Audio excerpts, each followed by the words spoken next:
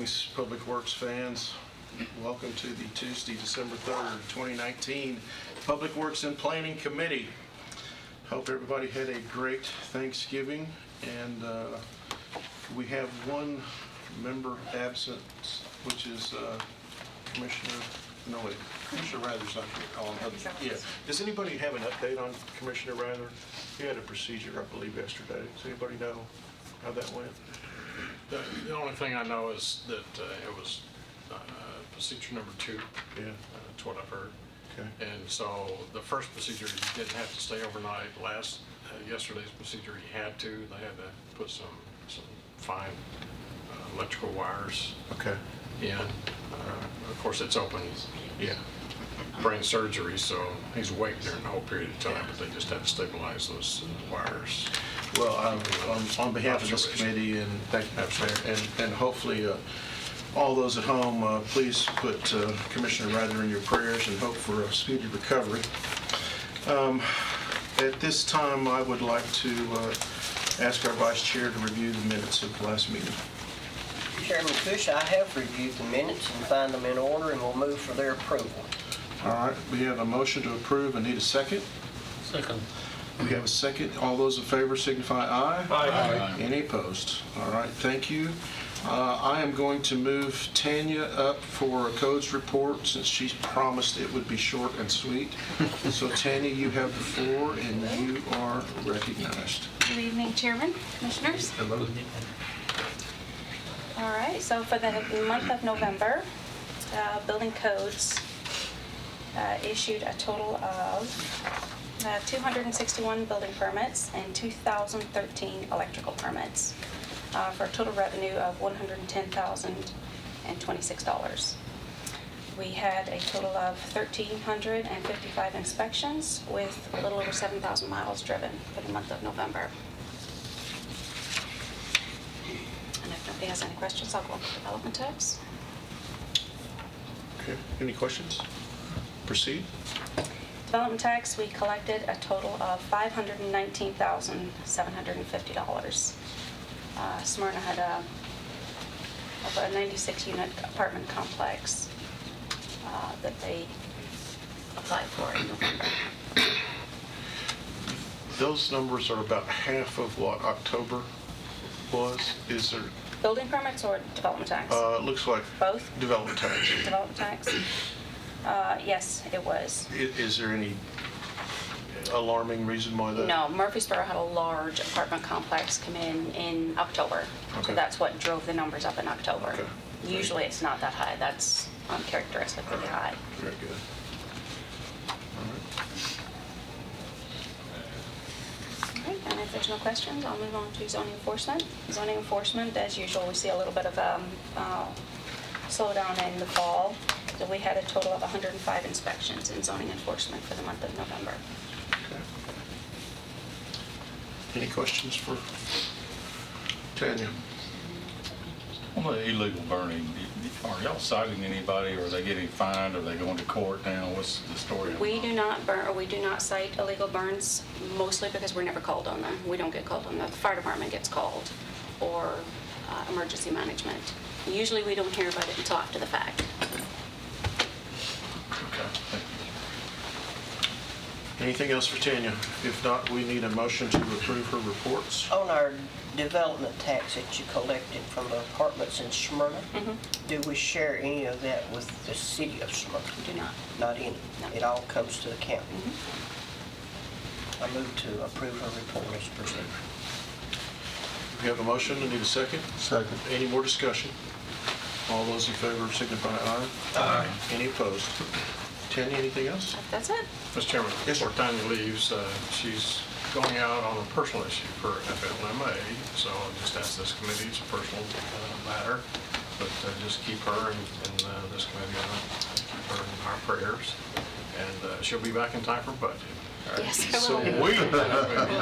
Thank you so much. Merry Take Christmas. care. Thank you, Tanya. All right. I would like to now move to the Highway Department report. Mary, if you're available. Good evening, sirs. All right. Tonight, as y'all are aware, end of the calendar year, so you get our road book and our drainage book. You were each given just a one sheet paper of us approving the drainage easement book. Both of these books were put downstairs in your boxes. So if you don't have it tonight, I promise it's downstairs. Just for a quick side note, the drainage easement book, the last time it was actually printed was in 2013, because when the drainage easements come through, it is approved by our road board, then for the full commission, and it goes in the book. The drainage easement book never goes away. It's going to always be added to. So we don't, because it is so large, we don't print it every year, and we had had concerns from commissioners in the past of, don't waste our resources. Not really, it's a waste, but we don't need this every year. So that's why the drainage easement book is not done on an annual basis on a print. Mr. Chairman, do you want to do both of these at the same time on approving to send them? We'll do one at a time. Okay.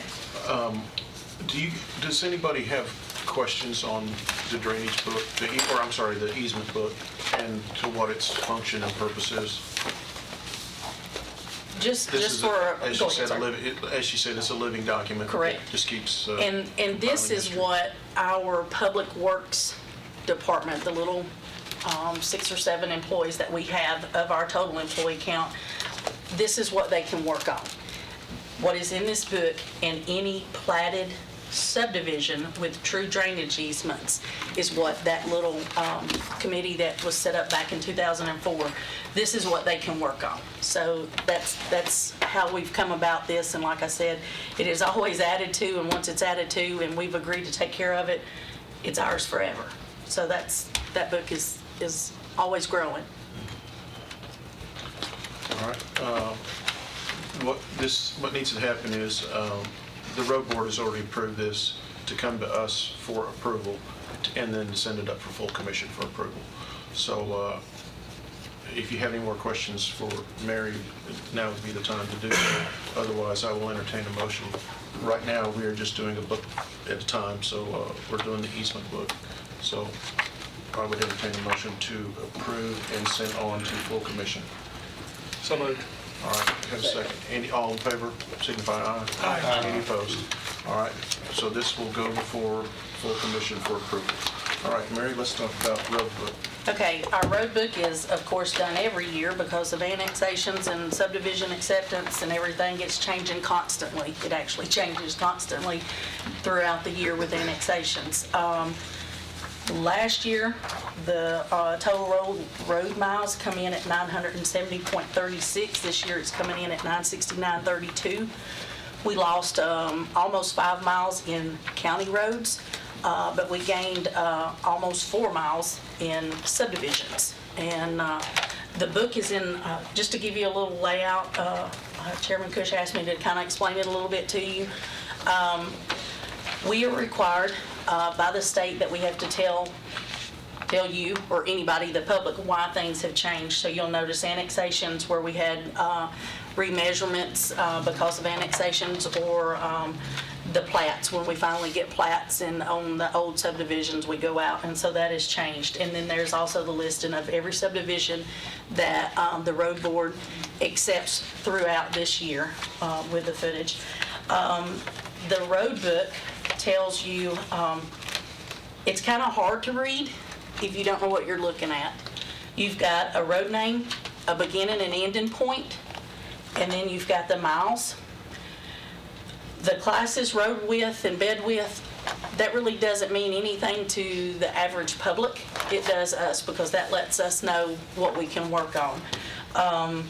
We also have to provide whether it's a county road or a subdivision road. And so some of the things, as looking through the book, by looking at some of the columns, you can tell how long we've had some of the roads, if they were in subdivisions. So that's kind of what our road book does. And if there's any questions, I'll be glad to answer those. All right, any questions?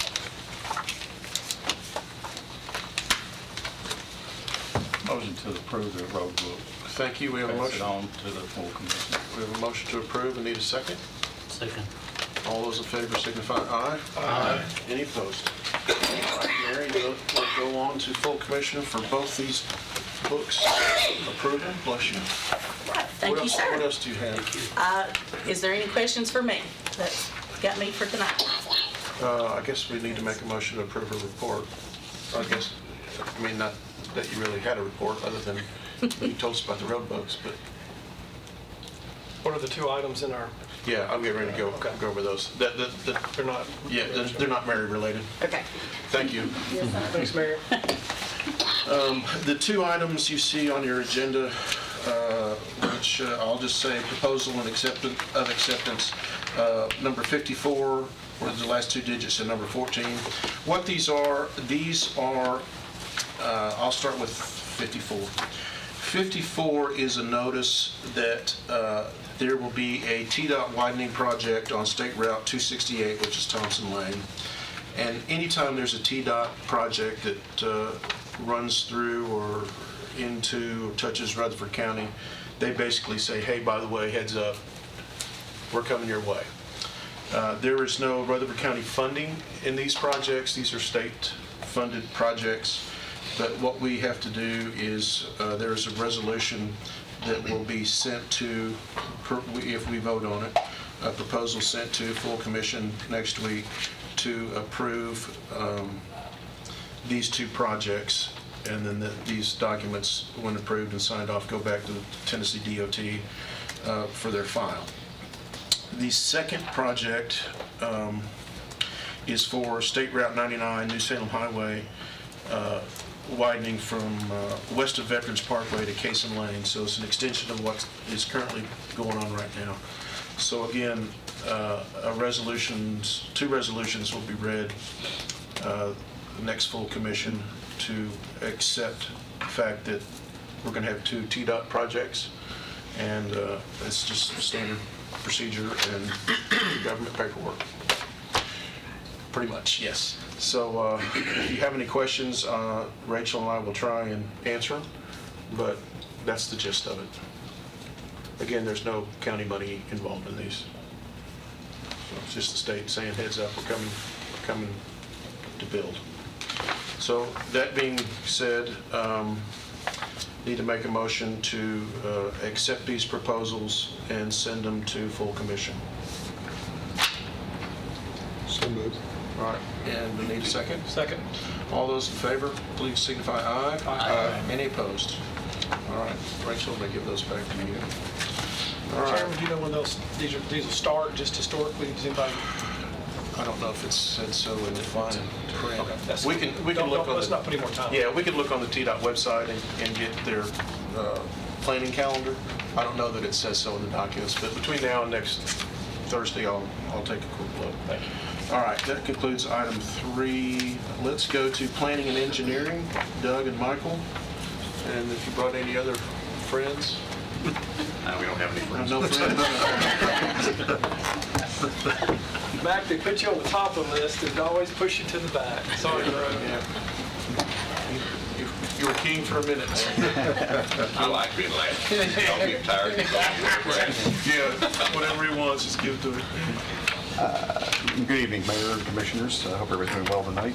I just have a very brief report for you tonight, and then Mike's going to have something else to discuss with you. Our available lot inventory is on your iPads.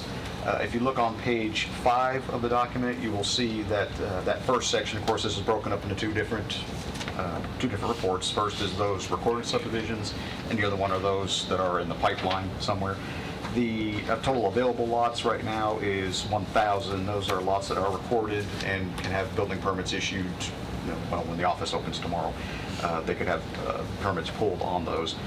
That's up just slightly from last month. Actually, last month's total was 991, so that just up just a little bit.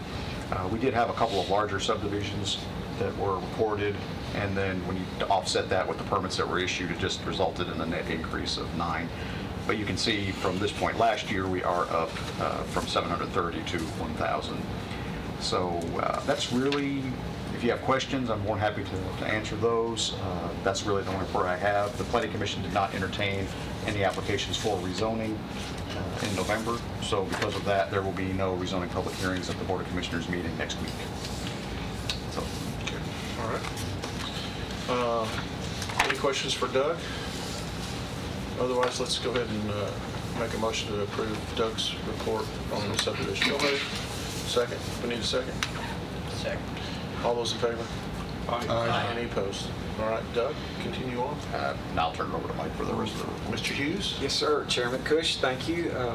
Commissioners and Mayor, we have the apply for a grant for new traffic signal modernization program that TDOT's putting through. It's 100% state funded, no county funds at all.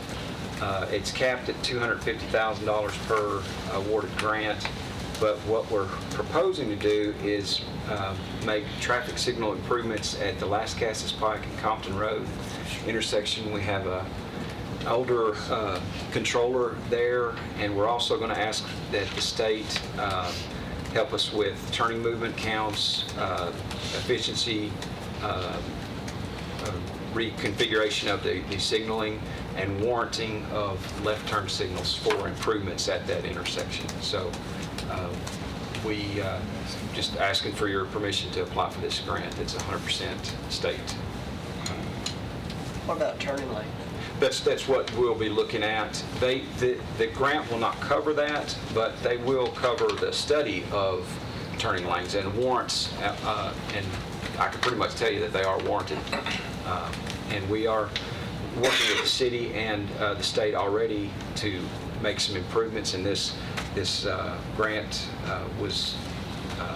I became aware of this grant and thought this would be a great opportunity to update the controller, the signal efficiency movements, the turn, the timing, and everything.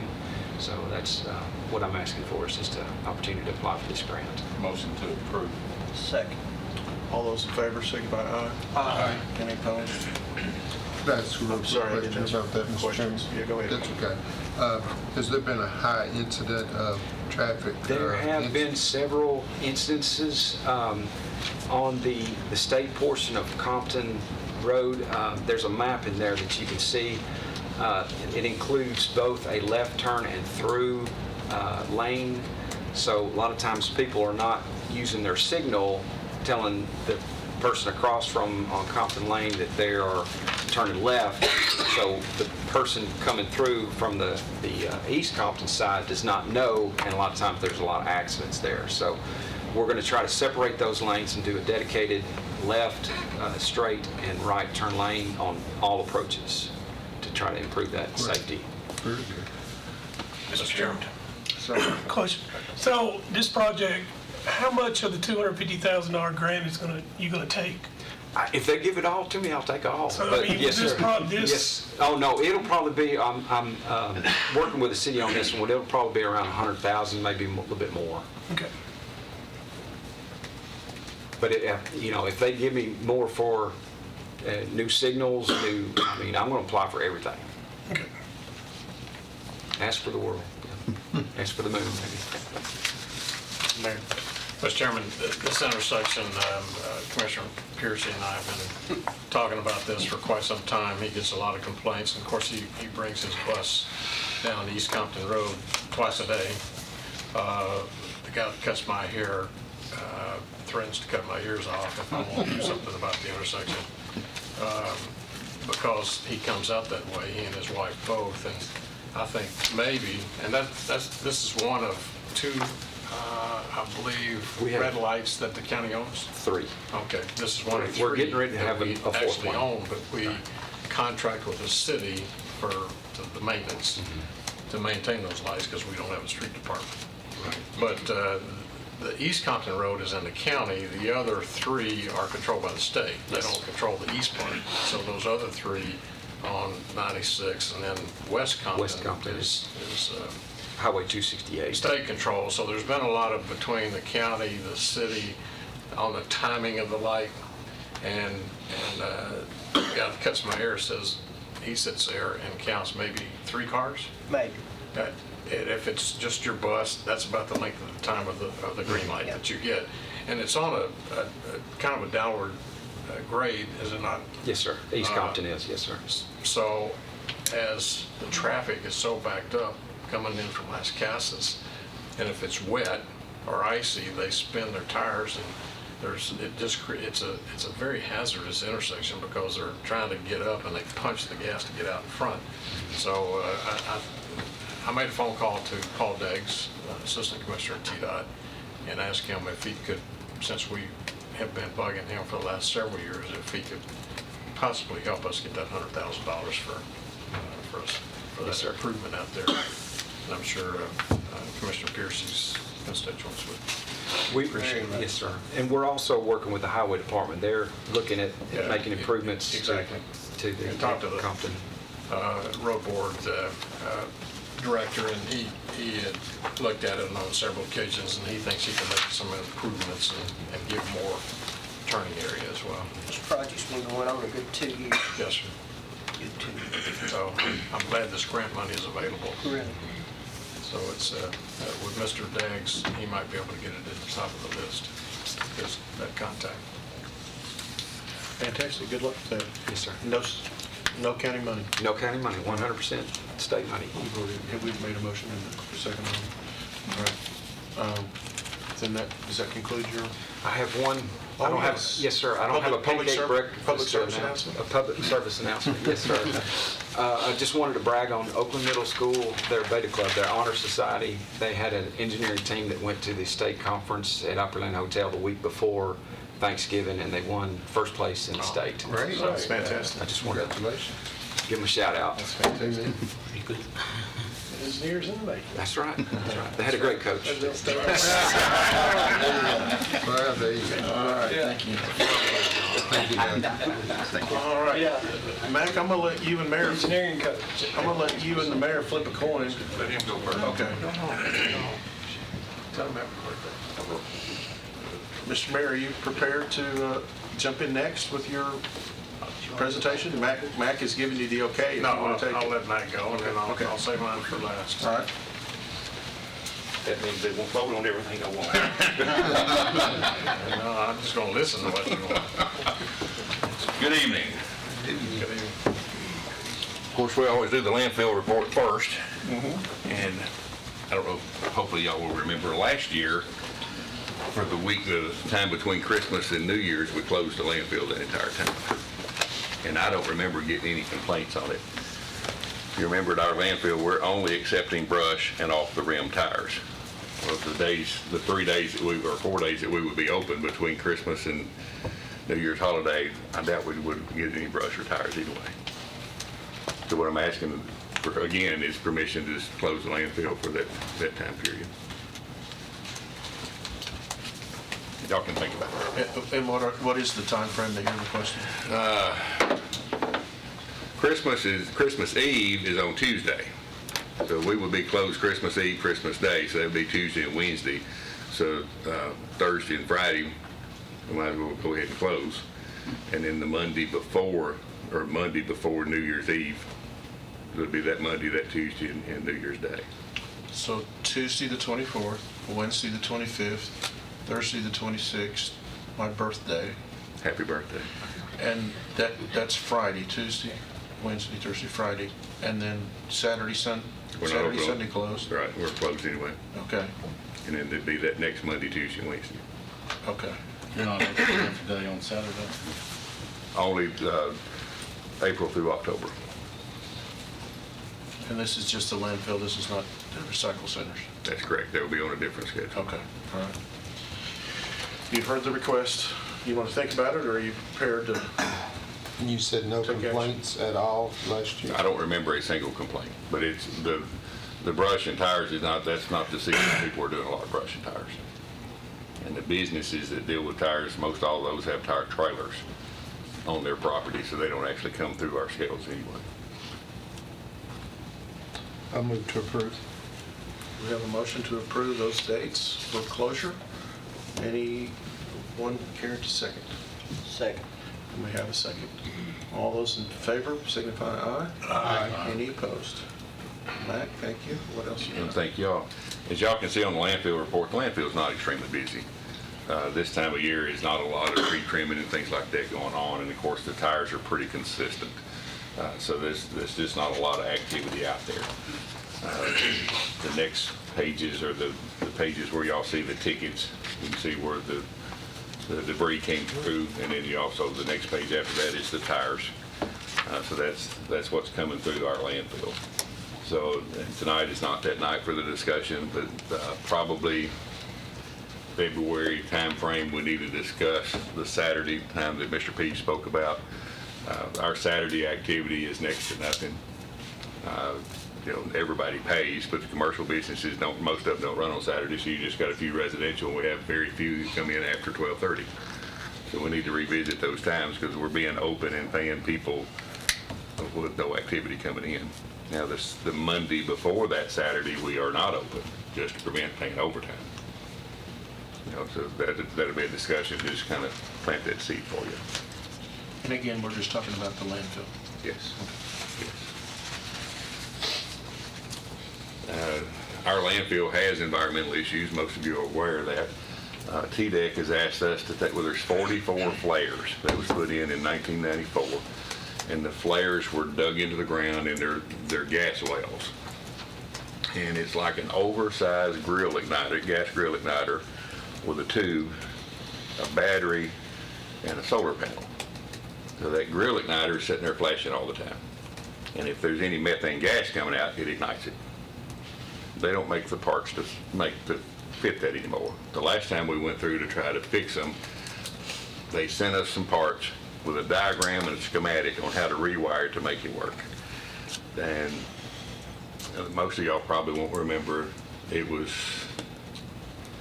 probably somewhere around 2010, we did a fundraiser. And we had the Smyrna High School girls basketball team come to the landfill every night for a week. The state wanted us to monitor each of those 44 wells to see when they burned, if they burned, and how long they burned. Well, the girls basketball team had 22 girls. So each girl got assigned 2 wells each night to observe. And we did it from dusk until 10 p.m. And very little activity. There was 4 wells that actually burned almost consistently. And the rest of them were flare some. There's some that never flared at all. So after that study, they said, well, you can disconnect those wells and just let them vent. Well, we never have disconnected the flares off of them. They don't work anymore, but they're still on there. And the reason we chose to do it that way is if our gas became an odor issue, guess who's going to get blamed for the odor? Middle Point next door. So we wanted to be able to relight those things if necessary. So and this has been going on for years, but they finally have asked us to remove all the flares and put, it's basically what you'd see on the roof of a house, a little whirly bird that vents the attic. It's that thing, but it fits on a 4-inch pipe, and it doesn't actually have any movement to it. It's the way it's designed. When the air flows, it creates a suction to pull the gas. And they wanted us to do all 44. And we had a meeting about it, and TDEC and I sometimes butt heads, but we walk out okay with each other. And I told them I didn't want to do all 44 at the same time because we've done a lot of stuff at their request that just did not work, and we spent a lot of money. So we have done 10. And to start out, and then we'll do some monitoring to see if they're actually helping to lower the groundwater quality. Our groundwater has been impacted by our gas migration, not a leachate problem. So we've got those 10 done, and we're on schedule. Probably by the end of this month, we can get the other 44 done. And it's not as expensive as we thought because we looked at taking, it's a 4-inch plastic pipe comes up out of the ground with a big, huge flare on it with 8 bolts. And then there's 4-inch steel pipe coming up from that flare that's bolted on top, and then has all the mechanism for the flare. On that is a valve, just a ball valve. And what they want us to do is come back in with plastic, the gray PVC that's really expensive stuff, with a Y sweep in it and a 4-foot extension. That Y sweep was almost $400. So I asked them why we can't just take it off the valve, everything else up, and put these things on and be done. Okay. So that made it a whole lot less expensive, so we're going to be able to get that done. But that's just to make them happy. I'm anxious to see if it works. Their thought is if we can help that gas release, it will help reduce the amount of impact on our groundwater monitoring wells. That's the whole intent of it. Between us and Middle Point years ago, before I ever came here, we call them the candy canes, you know, the Christmas candy cane. There's 21 of those that's put into a trench. They just dug a big deep trench and then start backfilling with rock and put these candy canes in up through there. And that was supposed to help stop the gas migrating from our landfill to the landfill next door. We monitor those every quarter when we do all of our monitoring reports, and there is no gas there, none. Now, so at least we got that to where we don't have to monitor those anymore. But it's those type of things that, you know, let's do this and try it. Well, let's do this and try it costs money. You know, so that's where we are on the landfill as far as the gas migration problem. The only way to fix our problem, and that's where they're going to go next probably, is us have to start installing the gas wells. And like our neighbor next door, they actually have their wells tied into a suction, or creates a vacuum that brings all that gas to the big flare of theirs. We don't have that much gas, but we're still having a problem with our gas. And I've mentioned it to you before, the way our landfill was built over the years, you bring trash in all day long, you push it and pack it, and you cover it up with dirt. And what's supposed to happen the next day is you remove that dirt and you put trash back on top of your trash. Most of ours, the dirt was never removed. You just started putting trash on top of dirt.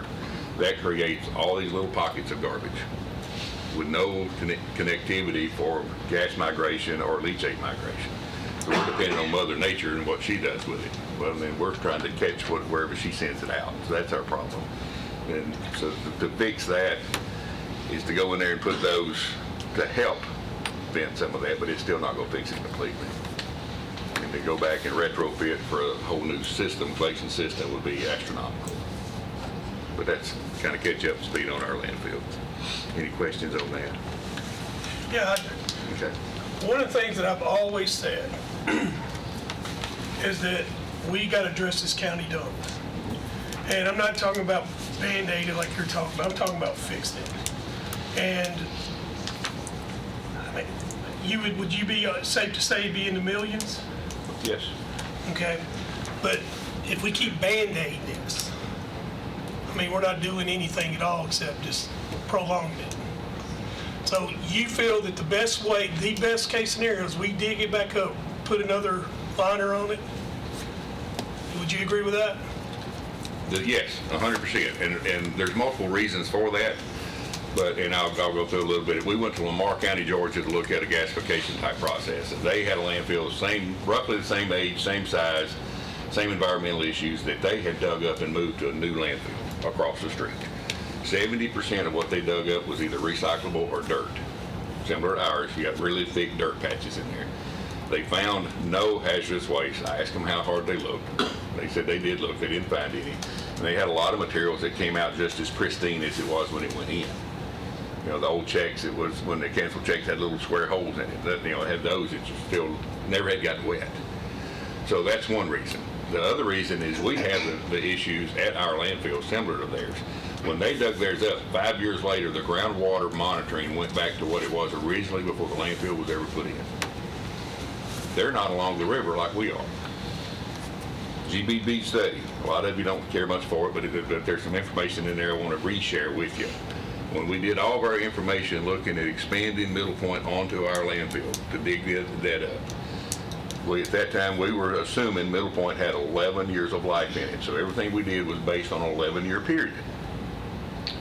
In that 11-year period, if we did nothing with our landfill except all the leachate, address all the erosion control measures, and mow it twice a year, just to take care of it, was going to cost, in 11 years, we were going to spend $30 million. When they were looking at that, when we were doing that study, if I remember correct, and I could be wrong, Steve Smith's number was roughly $6.6 million to dig it up. Now, we can't dig it up ourselves because we have no place to put it. But if you remember in that GBB study, part of that was you know, free disposal would go away. We'd have to start paying a tonnage fee, but it would be a lesser tonnage fee. We would get a larger host fee agreement. The city would get a host fee agreement. Economically, it was the best decision, in my opinion, this county could make. Politically, it's the worst decision. So that's where we sit. You want to look at economics or the political side? That's up to y'all. I don't All I can do is give you that information. It'd be nice if somebody else. Absolutely. Why do you say it's a political move? It's a political and emotional. When GBB came back to the county commission and presented, Harvey didn't do a very well job presenting. It actually came to a vote, which was, I wasn't expecting it to come to a vote, and it was 21-0. I'm sure most of y'all remember that. That was a very emotional vote. Trash is emotional. It's personal. So at some point, not tonight and not next week probably, the committee needs to relook at it and vote on it again. Is there going to be 11 votes to say, let's expand that landfill and do it? I doubt it. But we need to do that. The reason for that is our landfill is resting. TDEC hates that term. There is not a term resting in any of their landfill stuff. The reason it is resting is it's not closed. We can go ahead and close it, but it's going to cost millions of dollars to get it closed. If we close it this year, this coming year, 2020, and then we decide to let Middle Point take it over, then we've wasted a lot of money moving dirt, and they're going to have to spend a lot of money moving that same dirt somewhere else. We talked about building stuff on the landfill property. It's 288 deeded acres. That's counting the rivers, roughly 265 actual land. If you're going to build anything there, you've got to close the landfill first. You can't build anything, or you're going to build it on top of your cover dirt. Then you don't have enough dirt to cover the landfill with. So what's your cost to close right now? Is that the 30 million you're talking about over the next 11 years? That would be included in it, yes. But when those figures was done, we were pumping and hauling a world of leachate. We put a lot of dirt on that landfill now, and we've lessened that. We're still hauling some leachate, but not near what it was then. So that price of 30 million at that time is not going to be 30 million. It'll be less than that. So just so you know, that vote is still very personal to us that are right in that area. And it always will be. Oh, I can see it from my house. I live close to it. I'm 4 miles from it, so I understand completely. But It was a personal vote, but I think as a whole, there's 4 of us pretty well convinced the rest of the commission at how serious it was, and how it was affecting the community out there. I don't think we had them in tears and handkerchiefs and made them vote 21-0. No. I think they realized it was actually an issue in that community, and was kind of looking to do something other than tip and bury trash. Right. So you can call it emotional if you want to, and I didn't shed any tears. Somebody might have. Right. But I don't think it's fair to call it an emotional vote. Okay. I think it was an odorous vote. You had this part of Murfreesboro City, it was getting that air Right, they from still the landfill. Mm-hmm. And that's what was changing a lot of the commissioners' minds that are over in that area. Right, we had I mean, you can commissioners smell it over- all the way to Oakland School, and and you do. Yeah. There's a problem there. Now, there was 2 commissioners, Steve and Will Jordan, that kind of led that battle. I went to college with both of them. That evening, Will Jordan called me, "You okay?" "Sure, I'm fine." That next day, I was going through Las Casas, and Steve was out in the road. We stopped and talked. "You okay?" "I'm fine." It wasn't a personal battle between the 2 of us. We were just on opposite sides of the same issue. And basically, we still are. I think economically, because we're going from what we deem today as free. My budget's over $5 million. The city of Murfreesboro's is as well. So, and that's just for picking it up and getting it to transportation. That's not for disposal. To whatever our dollar amount is going to be and whatever we decide to do. So we're looking at a lot of dollars that we're going to spend in no matter what we do. So if we can do something like this, what would it do? At that time, the numbers were it would add, 15 years of life, and they had 10. So it's 25 years. So what would that do to us? 25 years, or right 20 years from now, we're going to be sitting at this same, or somebody is sitting at this same table trying to figure out a problem. It gives us time to start weaning our way from a landfill and start doing something else. It gives us some more options. The options are there today. This is just one of them. So that's a discussion that we need to continue.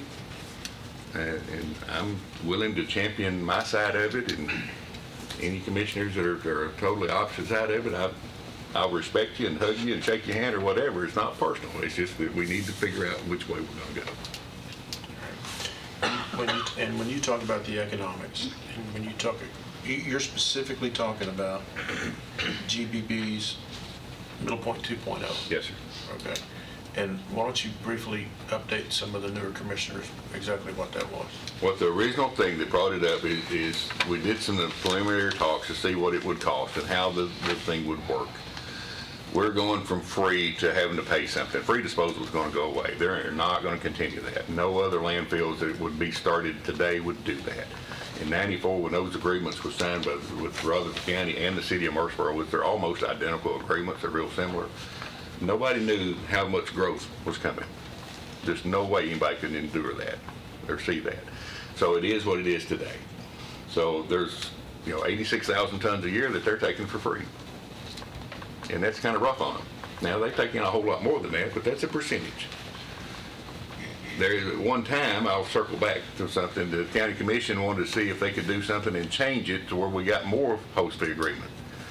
We're not happy with $1.20 a ton, we want more. My question to the county, to the Public Works Committee at that point is, all right, stop, wait a minute. We got Nissan in Smyrna, we don't get one single Nissan vehicle from them, not one. Got State Farm insurance we brought in, we don't get any insurance. Pillsbury doesn't give any toaster strudels. So why do we expect more free disposal? We're picking on one industry. So let's circle back to today. We need to work with some industry. Whatever decision that we make, and I'm not sure where the mayor's going to go with his, and I hope I'm not stepping on his toes on his presentation, but we're going to have some partners along the way. We can't raise enough taxes to pay for it without having some businesses as partners.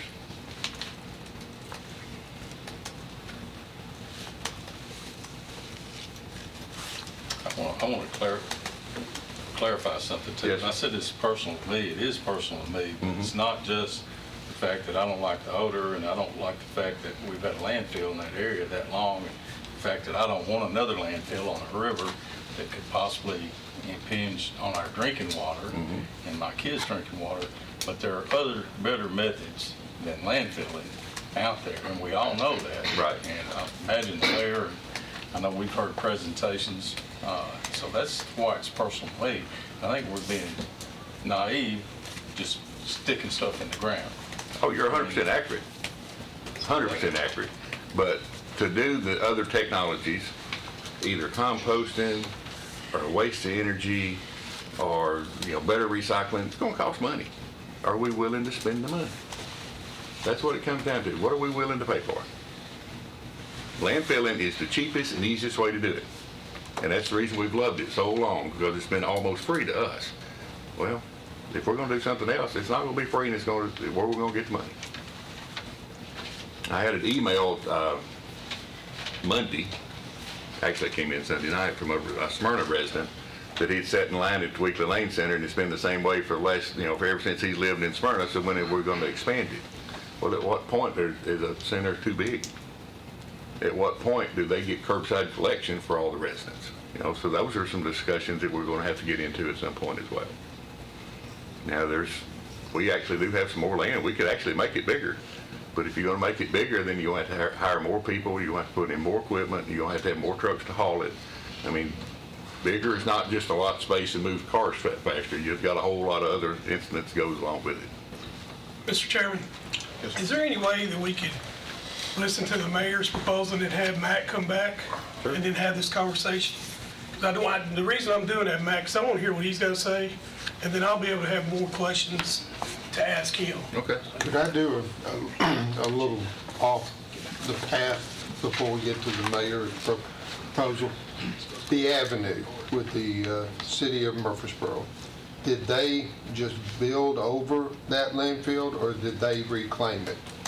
The old landfill that's off of West College Street is still an old landfill. It was closed in 74 or 75, and they're still spending somewhere a little south of $250,000 a year for monitoring and some leachate issues and some gas migration issues. If you remember the pond that they built, the Gateway Pond, they kept going dry, and they wound up putting a liner in it, and then the liner would bubble up and come out. That was the methane gas underneath. So if you're walking around that walking trail, you'll see a candy cane stuff every now. That's their way of venting that gas. So that's something that So they're it's still there, Oh, it's yes. just built on top of it? No, not built on top of, built No? around. It's, yeah, adjacent. Built around? The Okay. that circular walking trail is the outer edge of that landfill. And who pays for that maintenance? City of Murfreesboro. Thank you. Thank Where you, their Mr. new Chairman. fire station is built on Medical Center, the lower side of that, I don't know if y'all remember driving through, seeing them dig up a bunch of stuff and move it. That was another landfill that they had to dig up and get stuff out of the way. They didn't dig up the whole thing, they just got enough dug up where they could build their building. All right, Mac, let's wind up your landfill report, and we'll take that to a motion, and then you've got a convenience center report. Okay, I'm finished with landfill unless y'all have more questions, or we can do that when we come back. Okay. Convenience centers have been extremely busy. Holiday season is rough on us. I've got to give my team a pat on the back. We put every truck we had, almost every truck we had on the street Saturday with everybody that we could get to work. Luckily, it rained, so that kept people at home Saturday, a little bit Saturday and then Sunday. But we did not put one single load of trash on our hill yard. Our hill yard is where we normally store trash after 11 o'clock. Landfill allowed us to stayed open on Saturday, allowed us to dump as late as 3 o'clock. We didn't run quite that late. But we put every load into the landfill or into the recycling facilities. So Sunday, we hauled trash and had to put it on the hill yard. So when we finished Sunday, we had only 12. And we got half of those, or almost half of those dumped yesterday. We're going to be okay. But some of my drivers are not happy because I've already put the holiday schedule out. We'll be closed Christmas Eve and Christmas Day, and we'll be closed New Year's Day. No activity whatsoever. The drivers will work all the rest of those days, both those weeks. And we'll have everything we have on the street, trying to stay ahead of it. If we ever get behind, we will not get caught up. Any questions on convenience center side? Any questions from that? All right, we need a motion to approve both reports. So moved. Need a second. Second. All those in favor? Aye. Any opposed? All right, Mac, anything else? No, sir. I'll go let the mayor do. Stay, yeah, stay for the entertainment. Mr. Mayor, Gonna do a severance tax. we'll save that for, that'll just take a minute, we'll save that for the end. Sure. Ashley, if you want to come up. Ashley's gonna come and be the operator of the PowerPoint.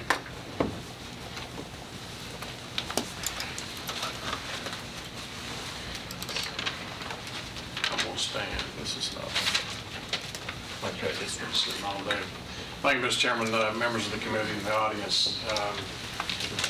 We've been working on this for quite some time, but let me go back and give you a little historical information about myself and you know, going back to 1965 when I became an Eagle Scout. I learned to have a compassion for our environment, and I was taught through the scouting program. Every time you go to Boxwell Reservation, you spend a lot of time in the conservation yard learning about where we live, and you learn about from the Indians of how to take care of what nature has given you. So fast forward to 1989, I was in the 3rd Leadership Rutherford class. And for those who are familiar with Leadership Rutherford or gone through it, you'll divide up your class based on the number of members that you have, and you'll take a project.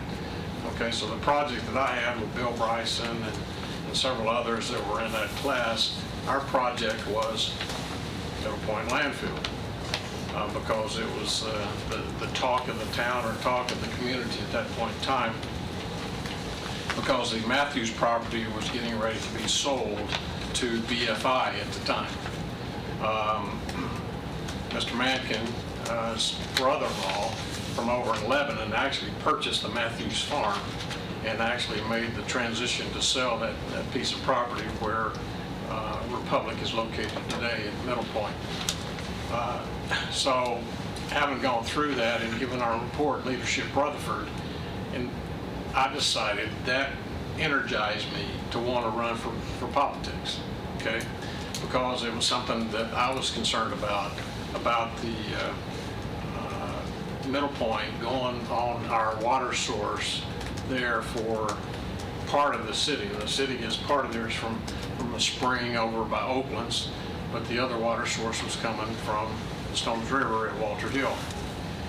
So I decided to run for county executive at that time, 1990, my first time into politics. Mr. Mankin was the existing county executive at that time, and Robert's father, Bob, was on the county commission, and so the three of us ran for county executive, 1990, in the spring.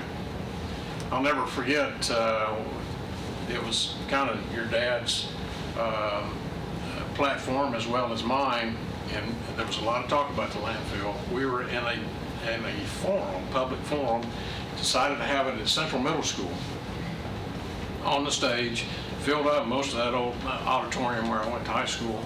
And I'll never forget the quote, Robert, that your dad made. It always sticks in my mind because every time I go to Walter Hill, I think about his quote. His quote was that the Indians never would put their outhouse at the bottom of the stream from where they got their drinking water. Which meaning you don't get your drinking water and have your outhouse up here and water come down that way. And everybody laughed about it, but it was true. Indians might not have outhouses, but you still didn't take care of your business upstream, right? So both Bob and I, we lost that election. Mr. Mankin was reelected. I came back and got elected to this commission in 1990, in August of 1990, but got on Public Works on this committee, and that became part of my passion at that point in time, and was on the founding board of Recycle Rutherford in 1992. Jack Ross, Sue McClark, others, we all got involved because we wanted to start doing something in our community.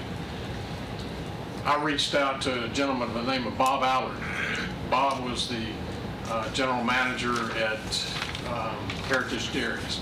That's the first time I met Commissioner Phillips. Jeff was the HR manager out at Heritage Dairies. I went to Bob and approached him because I had talked to Terry Davenport, who was the principal at Smyrna Elementary School, to start a pilot on recycling. So Smyrna Elementary was the first pilot to start recycling, and Heritage Dairies, which is part of the Kroger company, make all the McDonald's orange juice, or Donald Duck orange juice, excuse me.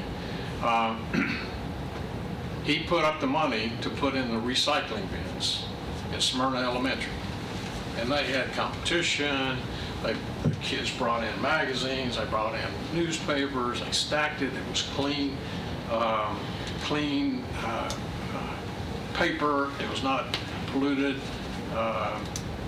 All the plastics, teachers got involved.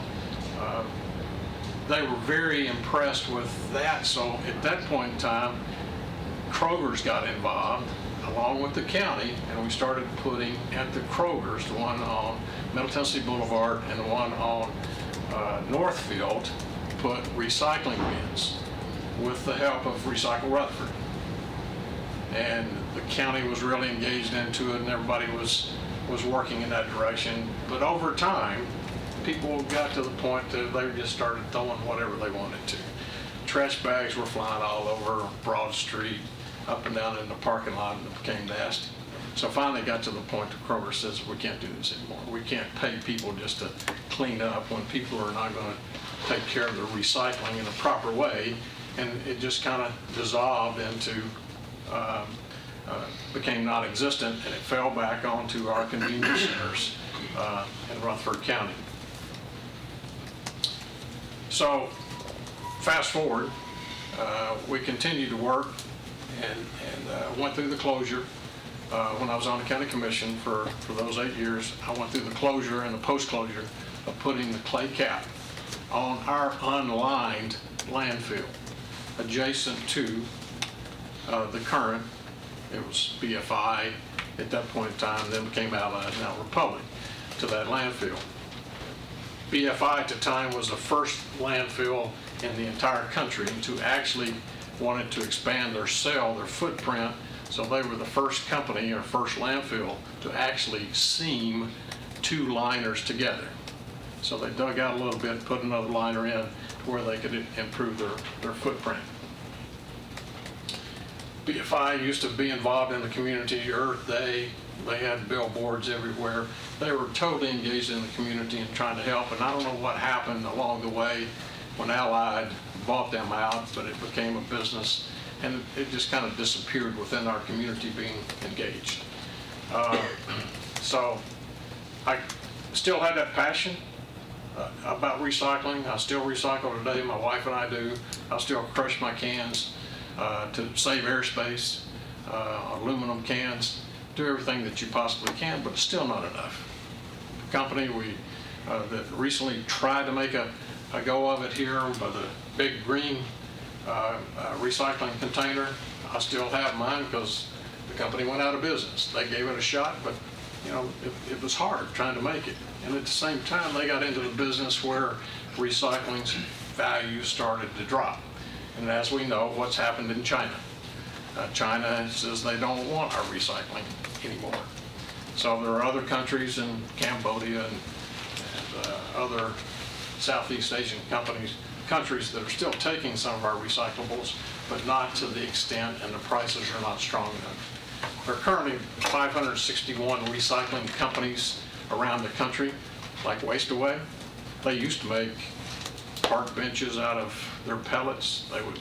The fluff, they would compress it, make park benches, garbage cans, etc. Those type of companies exist, but the transportation cost of getting it from point A to point B to them, they may be in Seattle, Washington, what it's going to cost.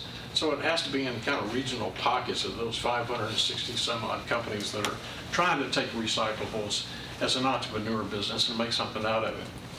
So fast forward, coming in, getting elected in September of 18, right out of the bat, I put the group together, everybody who wanted to go up to Sevierville, and let's go look at the composting facility of the Sevier County solid waste division they have up there, which we made the trip, got on a bus. They take in all the recycling from Great Smoky Mountain National Park, Gatlinburg, Pigeon Forge, Sevierville, and Dollywood.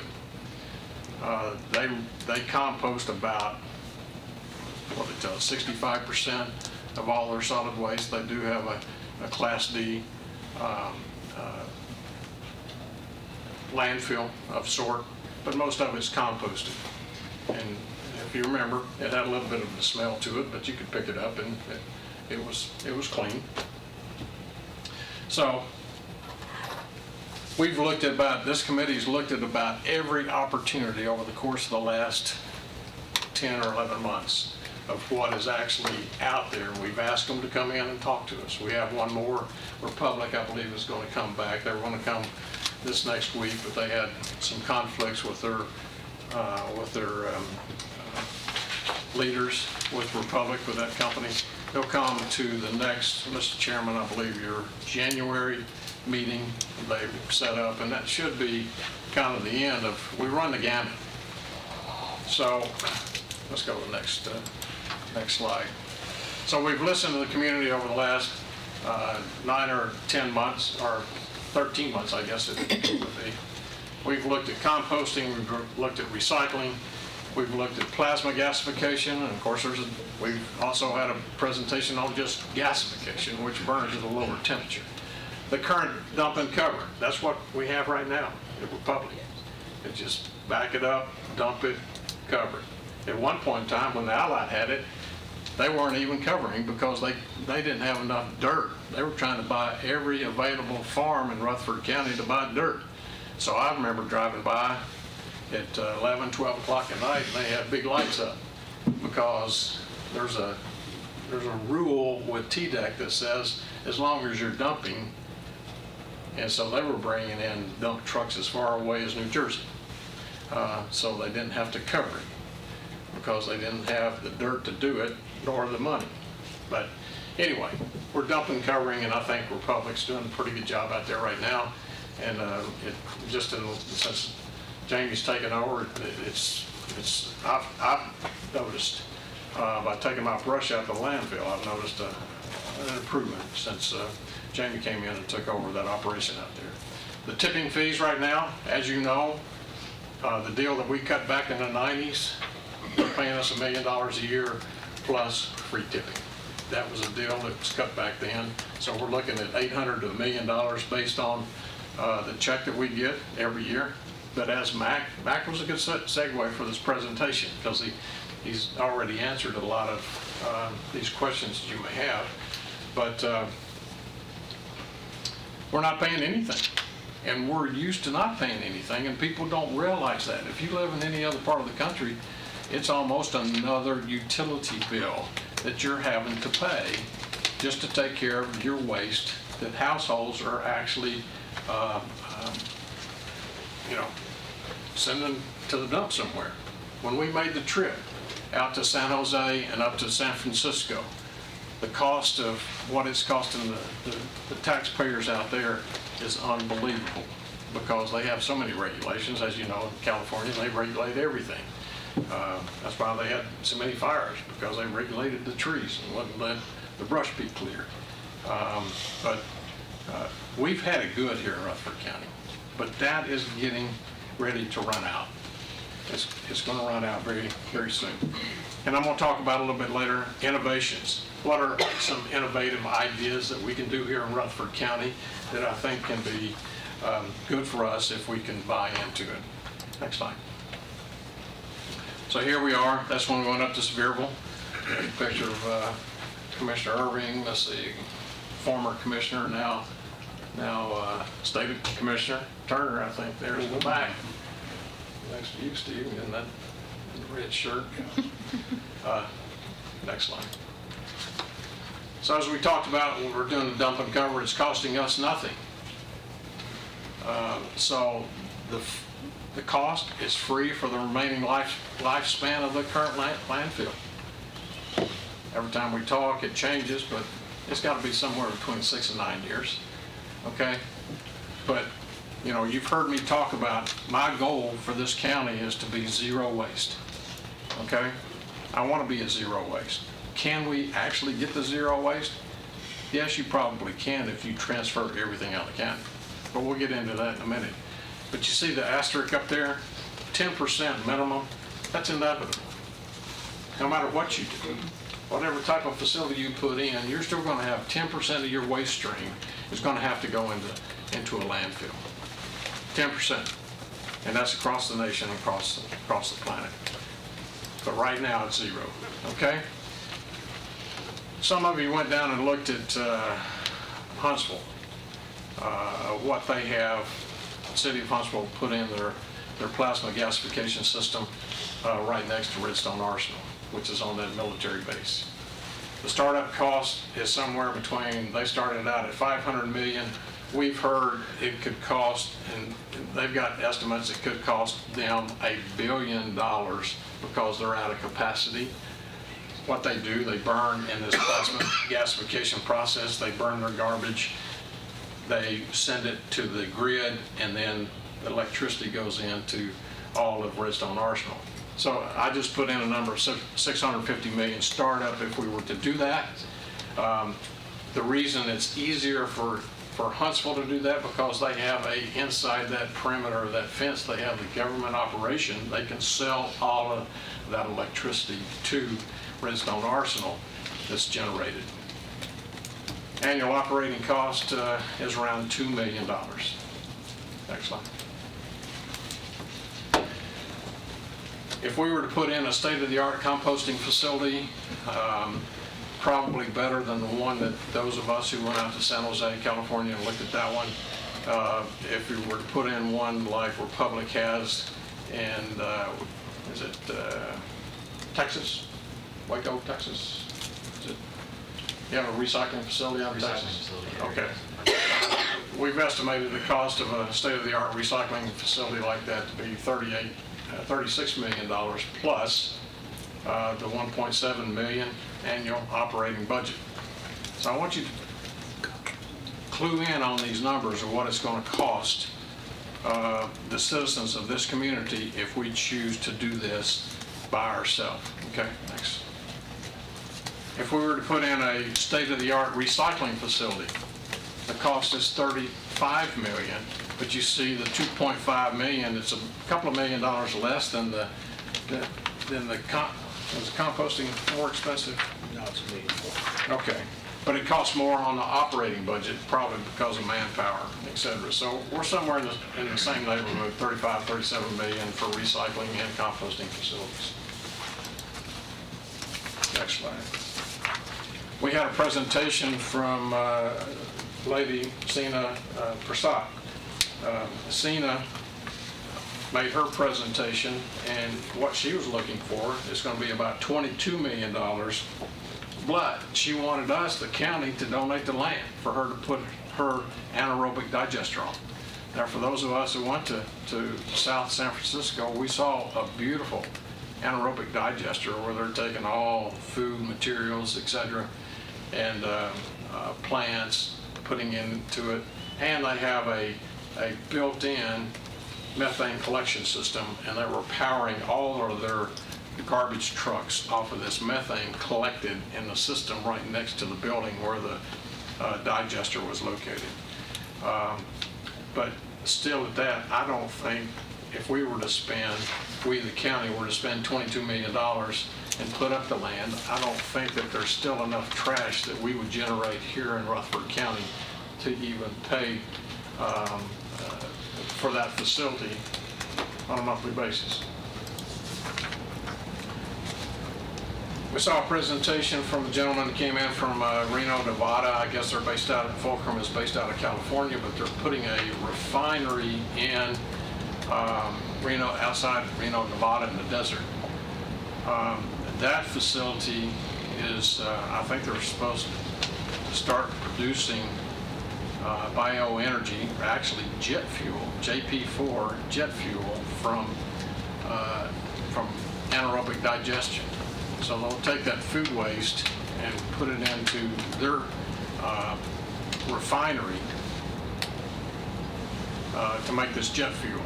I didn't believe it until I saw the presentation, but when you look at the people who have invested with Fulcrum, you've got BP, Waste Management, and Republic, two competitors,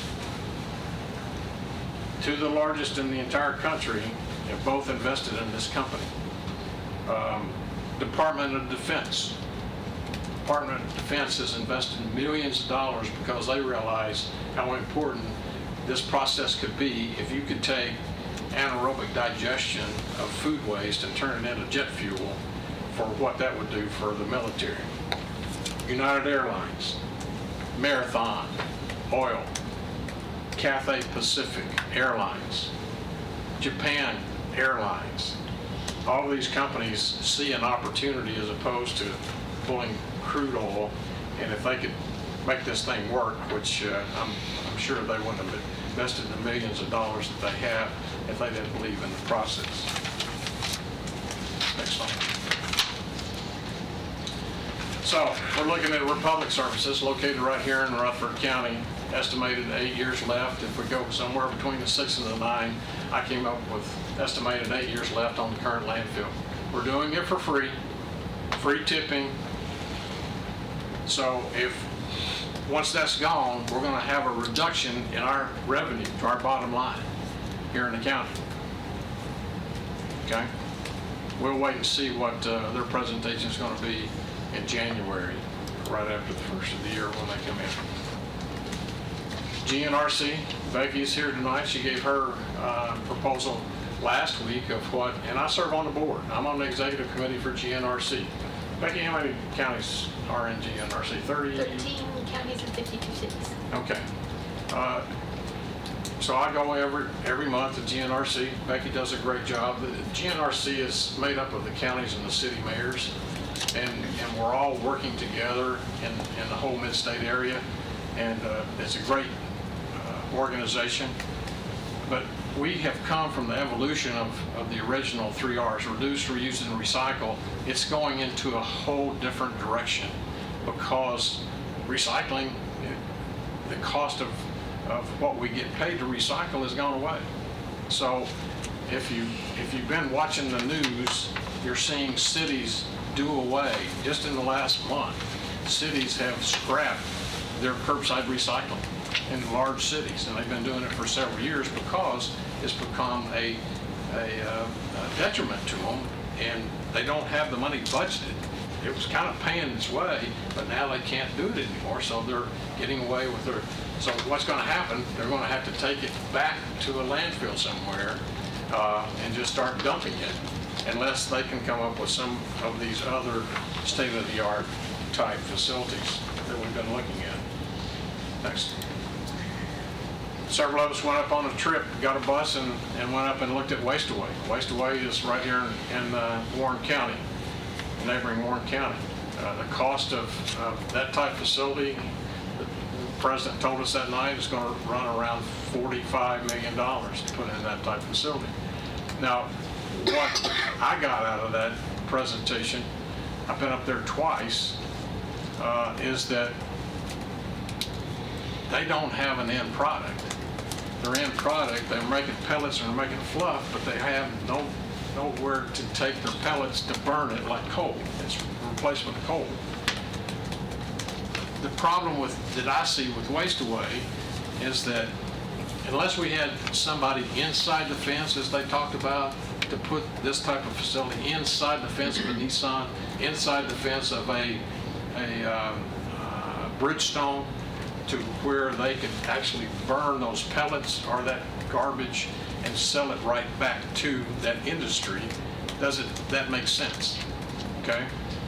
But the problem, and that's why they don't have anybody doing it at this point, because the cost here, especially in the TVA Valley, by the time you pay $45 million and you pay for your annual operating cost, your land and everything else, and then you try to sell it back to the grid, you can't sell it to TVA because TVA, we're fortunate that we live here in the South, you can't sell it to TVA cheaper than what we could produce that for.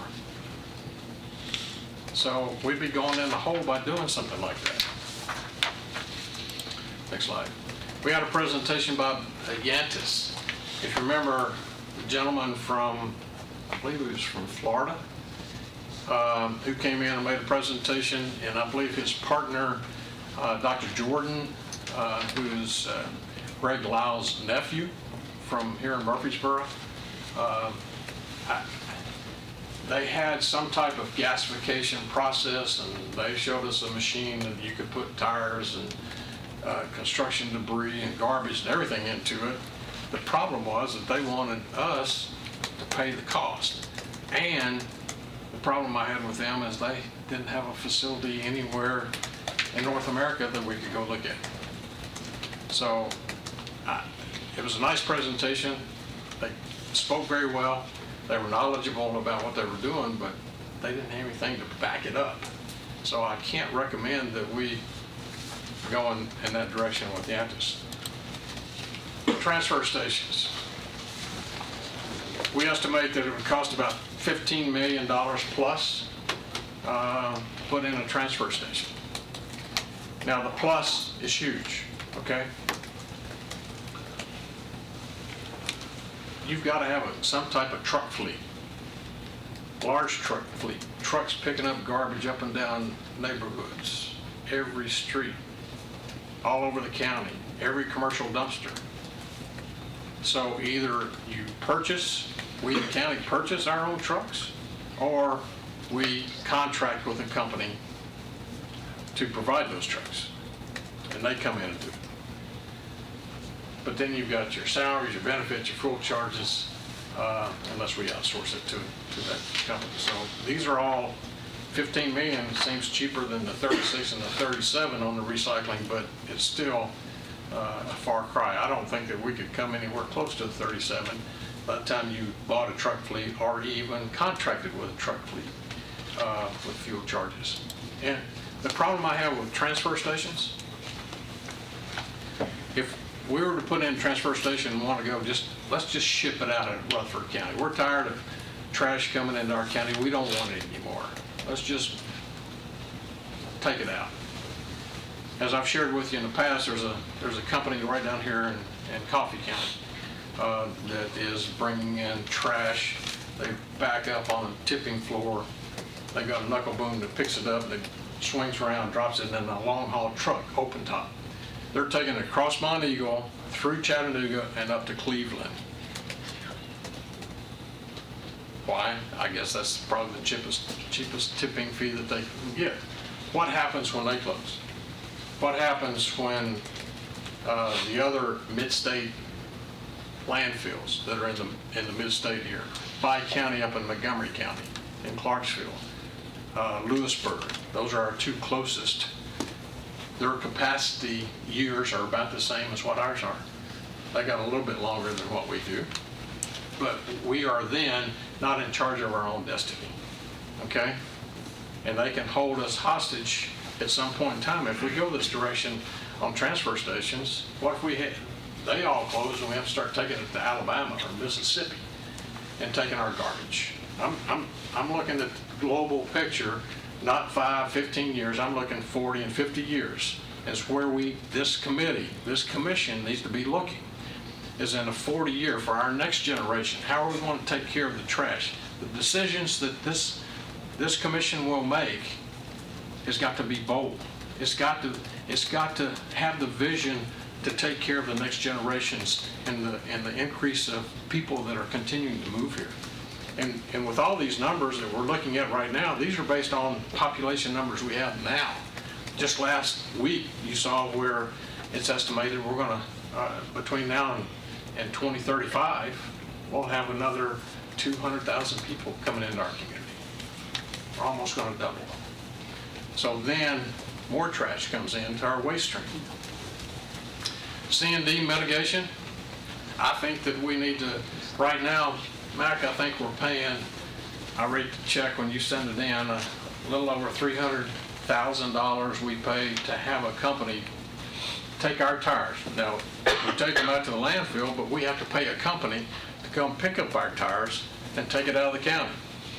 I don't know what they're doing with it, if they're grinding it or selling them in South America, I don't know. But why can't we partner with a private sector company to go in and buy a grinder and start grinding these tires and sell the product ourselves? Back in 1994, the state, when they passed the bill, that said they're going to put $1 on every tire. When you buy a new tire, you got to pay $1, okay? You go get a new set of tires at Sam's or whatever tire store you put them on, you're getting charged $1 if you look on your receipt. That money was going into TDEC. And that was supposed to, through the regional council that Max sits on, they were supposed to buy a tire grinder for each one of those 8 county districts. It never happened. The money's been going to TDEC, but it's never happened. These are opportunities for us to take our own destiny in our own hands and partner with somebody. It wouldn't take long to buy a monster tire grinder, and I think the technology is there now that it can actually rip the steel cords out of these tires and separate it, and then grind it up. And I think Oakland just got a new football turf field. Blackman got a new one. What do they put on there? It's ground up tires, those little black things. When you see the toes straight across on the instant replay, that's ground up tires. There's opportunities there. Mac, what are we doing? 60,000 on glass a year? We're paying about 60,000. You collected at the convenience centers, and then we have to pay somebody to come in and pick it up and haul it out of the county, right? We haul it to them, and we have to pay that much for them to accept it. To accept it. We can buy a grinder. We can sell that crushed glass to Holland's Head Concrete. It's a nice additive to concrete because crushed glass is sand, right? They always have a byproduct for sand to make concrete. You got to have it. And then our C&D. You can also on the lumber, sheetrock, and everything else. Basically, we're closed at our current landfill. So where are the contractors having to take their stuff? What if we had a tornado and blew a lot of homes down? where do we take that? What's the cost going to be to us? We saw out in Newbie Island and San Jose, we saw a grinder that they had. They would take all the sheetrock and the pieces of lumber and et cetera, and they ground that up as well. So there's opportunities there for us on the C&D mitigation, but that's still an issue that we can look at and be profitable. I think we could probably, with a partner, pay off a tire grinder in 3 or 4 years. If we're paying $300 and they pay $300, it wouldn't take long to pay one off. Next slide. One thing that we haven't really discussed is remediation of the current landfill. Mac just talked about a lot of that, but the cost is $16 million plus cost on a yearly monitoring and new methane gas collection system. I believe Becky and Mac, I've been told that EPA says that within a couple of years, it's going to be mandated across the country that because of the ozone, they don't want landfills flaring their methane anymore. They're going to require that we have to put in in-ground collection systems. That's what I've been told. So right now we're kind of playing Band-Aid. Commissioner Harris have taken care of that, but let's look at long term. Why Band-Aid it if we're going to have to actually put in an in-ground collection system and collect it, and then you can sell it for methane to rent your trucks. But keep in mind, as Max said, we are unlined. It's the last time we had a fine at Middle Point. At our landfill, we had a fine 3 years ago, maybe, Yes, where we had a leachate outbreak and some erosion control issues, and it was, TDEC fined us $33,000, I think, and then we argued with them and negotiated and wound up paying $17,000. Okay, so gentlemen, this is a ticking time bomb. Our current landfill, you know, I told you I participated in the closure and the clay cap that we put on it. We had dreams of putting ski slopes out there or soccer fields or everything else back in the 90s, but that's not there. But our current landfill is a ticking time bomb. When I first ran back in 1990, as I told you a minute ago for county executive, the picture that I used on my push carts, I actually went to the landfill and was standing in front of a large pile of trash about 20 feet high, and two dozers came up behind me and they were just pushing trash, and they said, "You want us to push some trash your way?" I said, "That'd be a great picture." And right beside me were 2 55-gallon drums of, I don't know what, but it was there, but it made a great graphic to run on the platform that I was running on about the landfill. We have no idea what's in that landfill, what was put there, but I would say some of it's not good, but we're going to have to pay some money to go out and core drill that current landfill to see what's in it. Next slide. We talked about innovations. Do you hear people talk about innovations? What are we looking at? What can we do here in Rutherford County from an innovative standpoint? I've got a short clip I want to show you of what's happening up in South Bend, Indiana, which I'll let you watch this video real quick, and then I'll talk about that. What's the big deal about food rescue? There's a lot of misinformation out there, so we wanted to take a moment to clear things up. Food rescue is not just repackaging leftovers. Anyone repackaging leftovers is not providing a food rescue service, and frankly, we're not sure what they're doing. All the food included in our food rescue process is untouched by the public. For example, when Notre Dame feeds their athletes, the excess food that has been prepared but not served is picked up by Cultivate and repurposed into individual and family-sized, well-balanced meals. Food rescue does not use garbage. We're not animals here. Food rescue helps organizations that have overproduced or overordered inventory by taking these foods off their hands, bringing them into a professional kitchen, and letting professional chefs create new and delicious meals for those in the community who are underserved. Food Rescue does not use expired food. Obviously, using spoiled food is disgusting. Nobody wants to eat that. It uses high-quality food that is safe to consume and is enjoyable to eat. Food Rescue means working with organizations and companies that overestimate the volume of food they need for an event. Instead of throwing the food away, Cultivate takes that food and delivers it to those who are food insecure, mostly to members of our community who aren't sure where their meals will come from. So, what is Food Rescue? It's taking high-quality excess inventory from local businesses and organizations, repackaging them into hearty, well-balanced frozen meals, distributing them to those in the underserved community, and improving lives. Now that you understand what Food Rescue is and isn't, help us spread the word and contact Cultivate. Mr. Chairman, members of the committee, I would like to see this as part of our vision, a way of taking care of our food. Back when I was in the Senate, probably in '04, I passed a bill. People don't know it's there. Some do. But the bill that I passed was that, let's say I want to put on an event out at the DoubleTree or Embassy Suites. As many of you have attended meetings or something else, and you think that you get enough RSVPs and you anticipate 150, and that's what, you wait till the last minute to get that RSVP order in. You have to tell the catering at least 24 hours in advance so they can get enough food shipped in. Only 100 people show up, okay? So you've got 150 you're paying for, and only 100 people show up. So what are you going to do with all that? Well, they take it out and they're throwing it away. So I passed a bill that allowed for those organizations, whether it be a not-for-profit or anybody else, they could pick that food up with them and take it and give it to a local shelter and let somebody feed off of that, okay? Instead of it going into our landfill.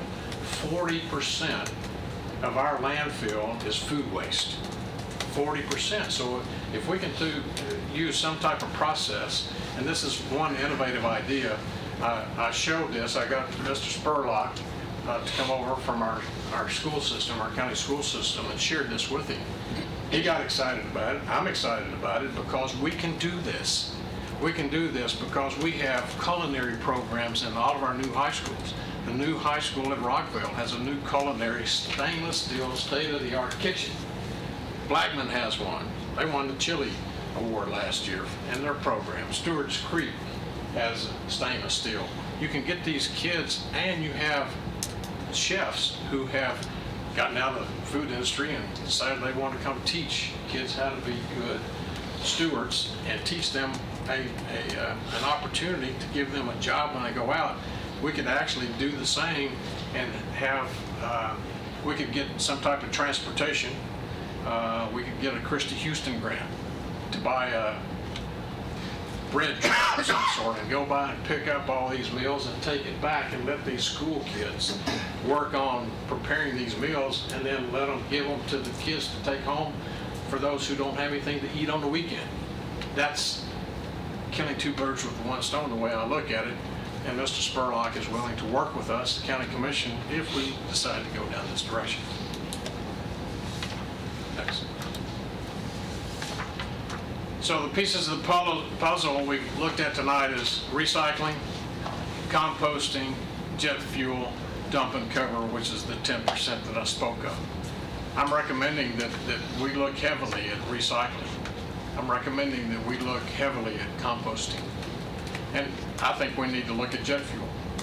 If we can take 40% of that waste stream in anaerobic digestion and they can turn it into jet fuel, why not us? If they're doing it in Nevada, why not us? And then 10% for the dump and cover. Should be part of our county vision. Second phase, we need to be looking at curbside recycling. We need to look at it hard before we get into that, and we need buy-in from the city. Smyrna, I'm not sure that they don't have a solid waste department. They have private haulers, so we would have to negotiate with them. to see if they have any interest in that. I talked to the mayor this morning. What's the educational cost? We have to change the thinking process.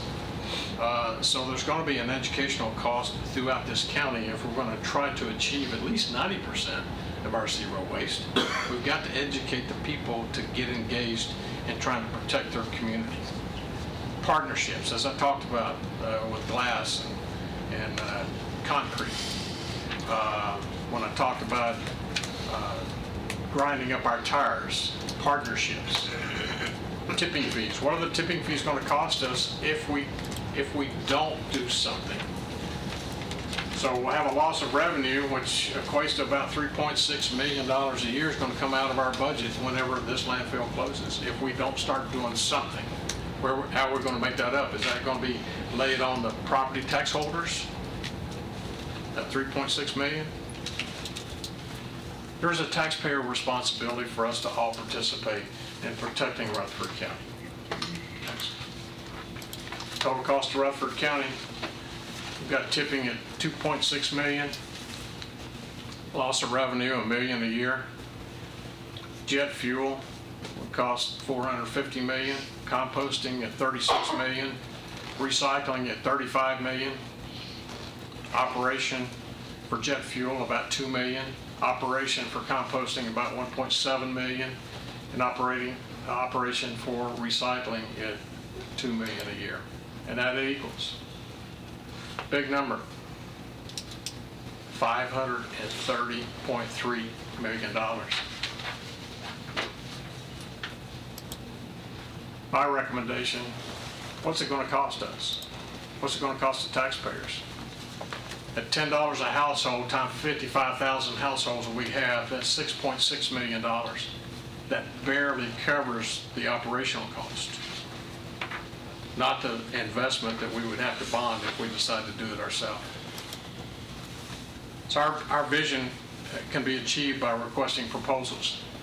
My proposal to you, Mr. Chairman, and members of the committee tonight is that we look at an RFP seriously from potential partners who can assist with putting all the pieces of this puzzle together. I don't want to lay this on the feet of our taxpayers and do a property tax. It's got to be done, and we can do it through good partnerships. Our goal is to accomplish our vision and still allow Rutherford County to be in control of our own destiny. That's what we have to do. We can't rely on other counties. We can't rely on other states. We've got to make the decision. And it's all 21 of them. They're going to have to vote to make these decisions of what is best for not the next 5 years, not the next 15, the next 40 and 50 years. Your grandchildren. It's got to be done. We've been kicking this can down the road since 1990. We can't keep doing it. We get another blowout in our landfill out there, it's going to be more than $17,000. I promise you that. It's taking control. I'll open it up for questions at this point. And Becky, you're welcome to join in for answers, and Becky, some of our experts. I've just kind of given you, Mr. Chairman, a synopsis of where we have been this past year, what we've looked at. But my recommendation is that we get together. I'd like to ask Becky, anybody that you want to put on a committee to help structure an RFP. And we put out an RFP for anybody, any of these organizations that we've talked about and we've looked at, and let them come in and give us the best proposal. It may be one, it may be two, or maybe three different private organizations in the private sector. But what I'm telling you here tonight is we can't do it by ourselves. We just can't do it. We can't. I will resist putting that on the taxpayers. Even $35 million. We need some partners, and we need to choose the right one. So putting together a good RFP that will outline something that's going to get us down the road is the direction that I'm recommending to the commission. Questions? I'll make a comment first, then yes, sir. We'll go to Chairman Harris. First of all, congratulations on a very nice presentation. Well, thank you. Very informative. It's a good summation of where we are to this point. That's my job, is just to get you there. Yeah, I know. And I don't vote. No, I understand. And as everyone can see, it is several pieces to the puzzle. And sadly, when you lay those pieces on the table, some of them are upside down and all you see is the cardboard back. So there's still a little unknown about some of them. And we touched on a lot of the different technologies, and there's still more out there. There's still more out there. Now, as a committee and commission, and we've chatted about this a time or two in the past, what we need to do before we can go out with an RFP is determine what the real scope is. And Becky and Matt can probably help us. How many tons of waste do we set as a target for these folks to put a price together for? Is it just unincorporated in the city? Is it the entire county? Do we look at a regional addition to some regional tonnage? And of course, one thing the mayor touched on is we've got to put a multiplier on there for population growth.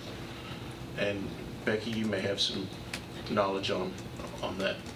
So the first thing to establish is a scope, really, before we can, in my opinion, before we can really ask somebody to put a real price together. And we can do that quickly. I think we've talked about it enough. We just need to make a decision. All right, let's pick a tonnage of what we think these people need to treat, and then, or give them two sets.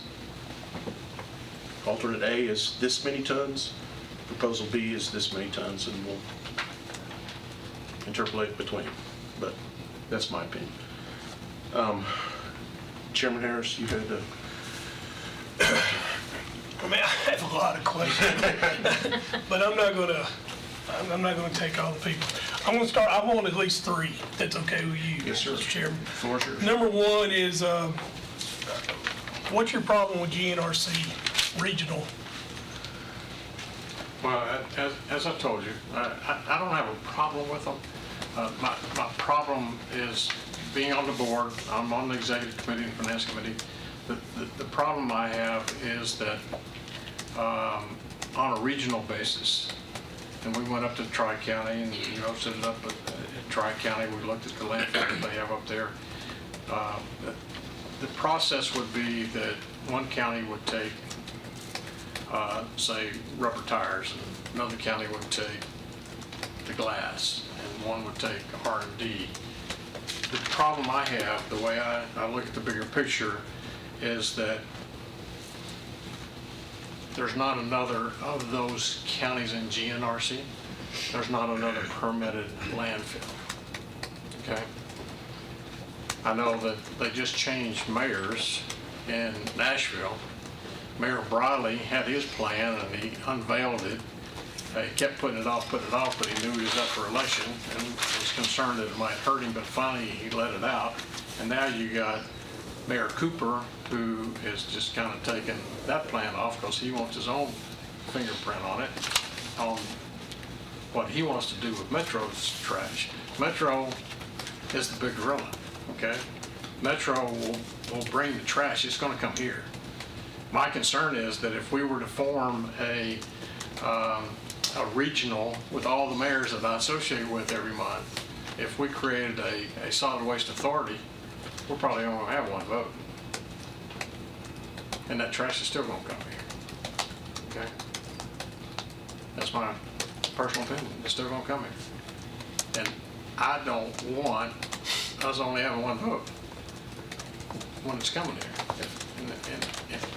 Irregardless, it's going to come here in the next 9 years anyway. 6 to 9 years, it's coming. So I want to be engaged with that and determine our destiny for the next 40 and 50 years. We are the host county, so we should have many seats at the table with whoever we partner with.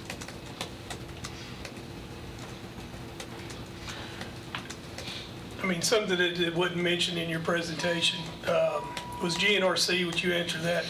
But where are we at on the other cities? Where, I mean, Smyrna, Murfreesboro, where are you Well, at with them? I mentioned Smyrna. Smyrna doesn't have a solid waste authority. Mayor Reed told me today, she said they're really not interested. They're just fine with private haulers picking it up, and they pay for whatever their city buildings that they have, and they'd rather invest their money into roads, law enforcement, fire, and recreation. There are 500 people in Eagleville. They don't have a lot of money for anything. So unless we were to enforce some type of ordinance, as they do in California, that every household make it mandatory to where every person gets a monthly tacked on fee like the city of Murfreesboro is doing, onto their water bill or their electric bill, then maybe it's coming to that. I don't know.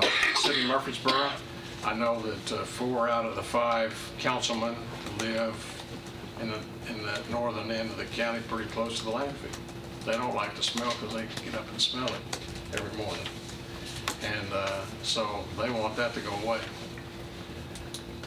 They are looking at possibly a transfer station, but not a transfer station to take garbage out of the county. They're looking at a transfer station to let their trucks take and dump so they can have shorter distances back into the neighborhoods to pick up as our neighborhoods continue to, 200 and 300 homes and subdivisions are popping up right and left all over this county. So they're seeing the vision, but they're waiting to see what this commission does.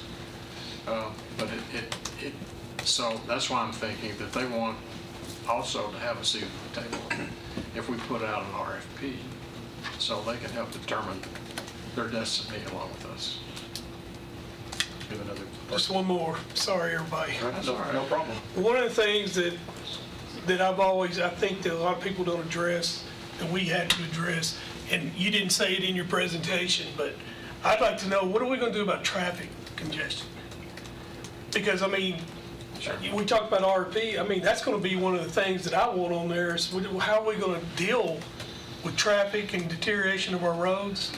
Sure. So you want to elaborate on? I'm not an attorney, Chairman Harris, and I don't know. We've kicked it around over the years. Could we, as a county, designate?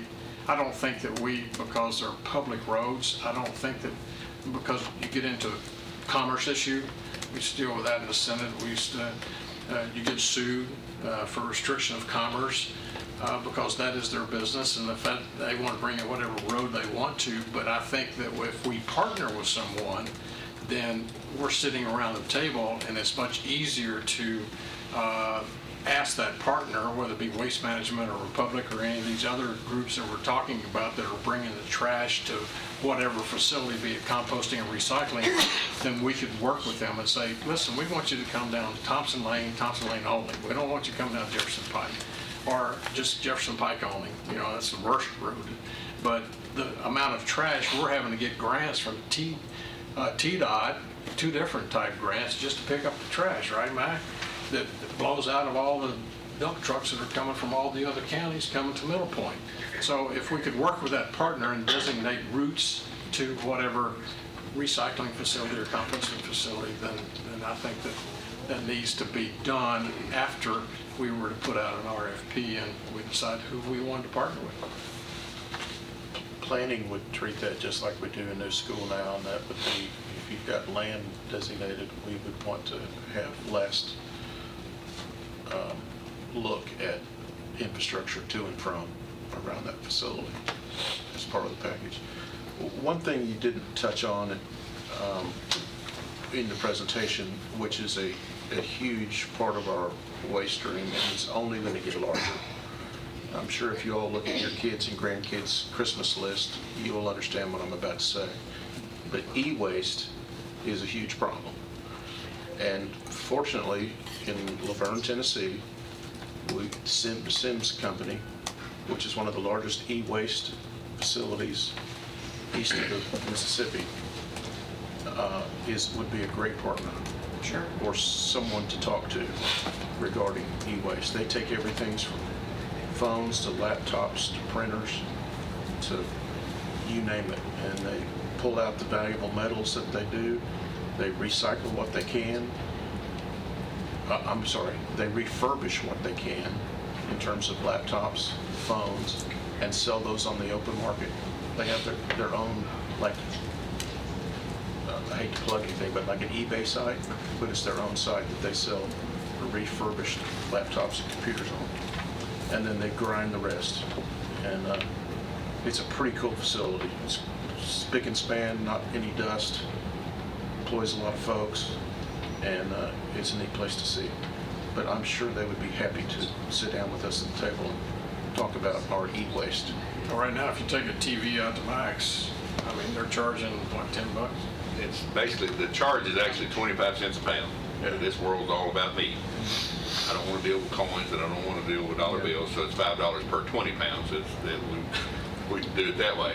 The contract has changed. We're actually paying 33 cents a pound for televisions and monitors. We're paying 15 cents a pound for copy machines and fax machines and scanners. So we're still going in the hole. Yeah, we're still going in a hole. We spent almost $100,000 last year to recycle electronics. Like you said, everything has a cost, and all the constituents of Rutherford County. Yeah, we can't run away from it. No. And the door's closing quickly on us. If we were to start a recycling facility, if we had everything approved from the state, or a composting facility, 2 years minimum to build it out? Minimum? You also have to remember, we've had a really rough time trying to site 2 convenience centers in the same area of existing centers. Sure. So we're looking at exciting and trying to site some type of refuse facility in a place that hadn't been one existing. So there'll be a lot of pushback on that. Gentlemen, any questions? Yes, sir.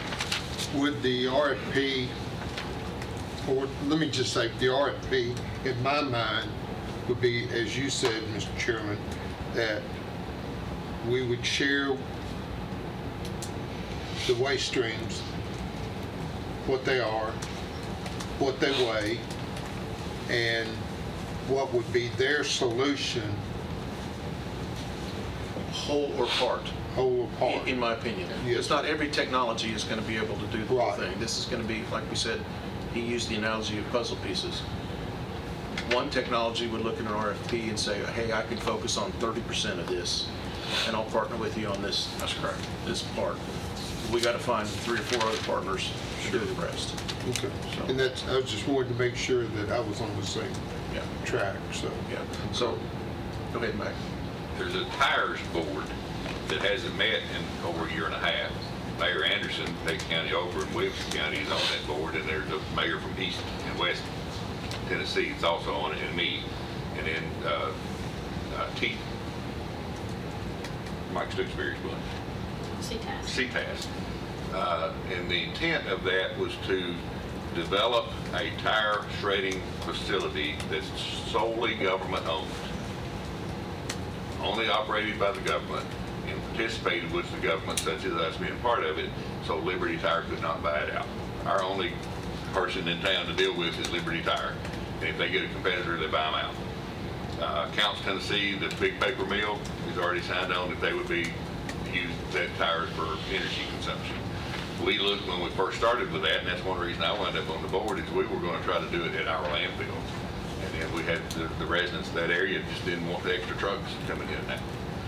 The whole purpose of it would be to set up one and get it up and running in Middle Tennessee and recycle the tires, and then every county would pay the same disposal cost. Right now it's not. Everybody's paying a different cost. Ours is $65 a ton. We don't have a contract. I haven't even put it out for bid because we know it would go up. They're allowing us to keep with what we have. But as the money generates more revenue, then you would build another one in East Tennessee and another one in West Tennessee. Tennessee State Park System could take all the tires for the first year just to put on their walking trails. So the mayor mentioned that, you know, there's something that's kind of being set up that doesn't have a home that needs more refinement. So that's something that could be looked at pretty quickly. So we get $1, they charge us $1 a tire, is that correct?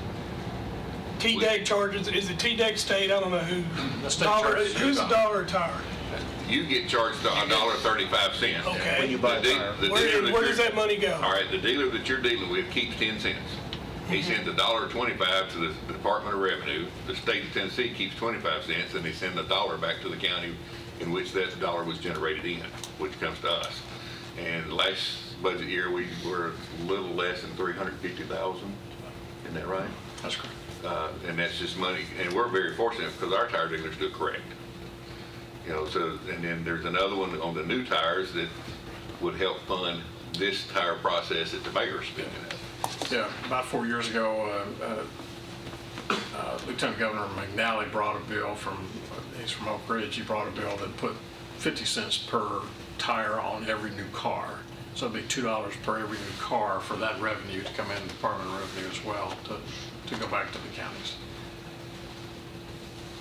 So have we ever, are we confident that, we talked about $11 million utility bills for schools.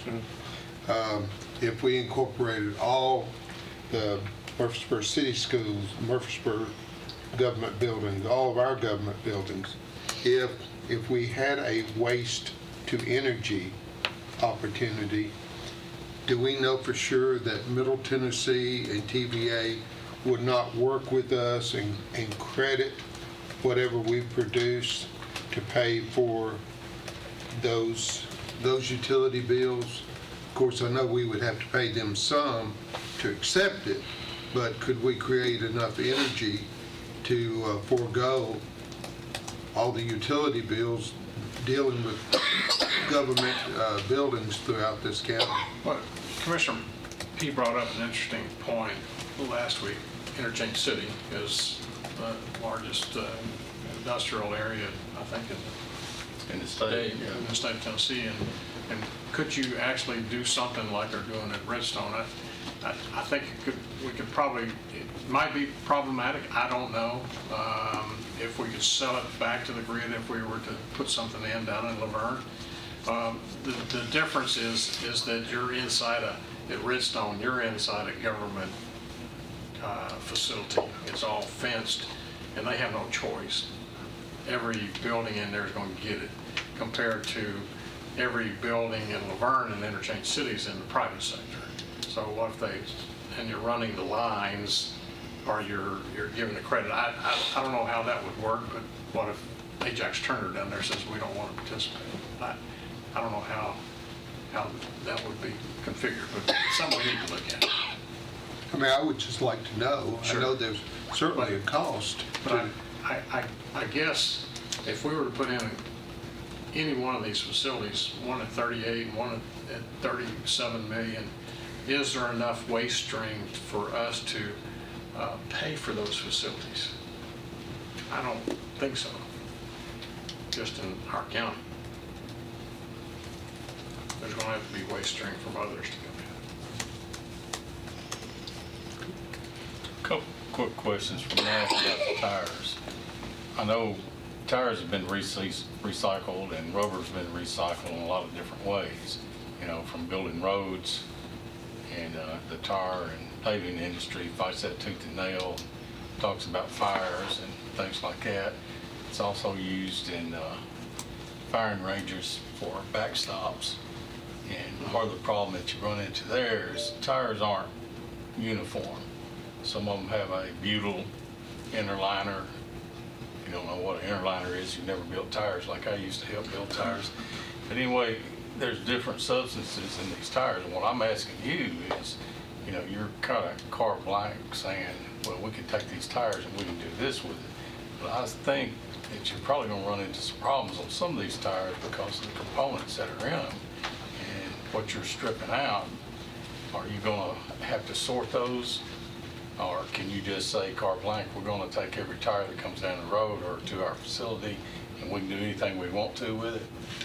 I kind of doubt that, but I want to hear your answer on it. The intent was to be able to take anything that came down the road. That's the intent.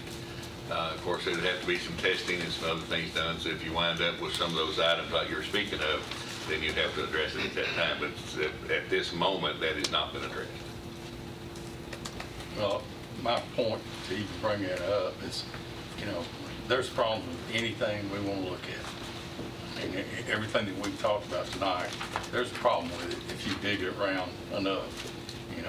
I like the idea of something that you were talking about, Commissioner Blair, is waste your energy over in that area because it keeps people off our roads. It's an industrial site. But I'm like you, I want to know if NEC, Middle Tennessee Electric, TVA, eventually, can we actually divert costs by burning our trash, and is it environmentally safe? I don't want to mess with our ozone any more than it is, and I've heard that the technologies out there that they're using now, it is more safe. And then I keep hearing this money, the cost of it thrown out. Now, I visited Redstone, not Redstone Arsenal, I've been there too, but I visited Huntsville's incinerator, and when I went down there in the early 2000s, I asked, what did it cost to build this facility? And at that time, they told me it cost $100 million to build this facility. Now, you told me they told you a different story. We were there two years ago, I think, or I've been there twice. The last time I think was 2 years ago. And I think they said to build it today was over the $600 million mark. Well, they also went ahead and told me of the money of that $100 million, they had financed it for 20 years, which is typical of what our government, that's what we do on our schools and, big components that we put out there. But they told me that they generated enough revenue to pay for it completely, that $100 million in the first 5 years. Now, that's not everything in their cost. They got some waste that are coming off there that has to be landfilled, and some of that may be toxic, I've been told from some of my friends from Republic. So there's problems with everything there, but I want to look into them, and I'd like to hear, these proposals that we're going to hear. And you made the point of saying, hey, what are we going to propose? Just the waste for Rutherford County, or we're going to say, well, we'll take us and Davidson and Williamson, or whatever we decide to do. But I'd like to hear personally what we could do with just us as part of our proposals, and then again, what it would do if we took in groups like GNRC or some of those folks. But the problem I've got is the same as the mayor has, is do we have control over our waste stream then? Because we've lost it.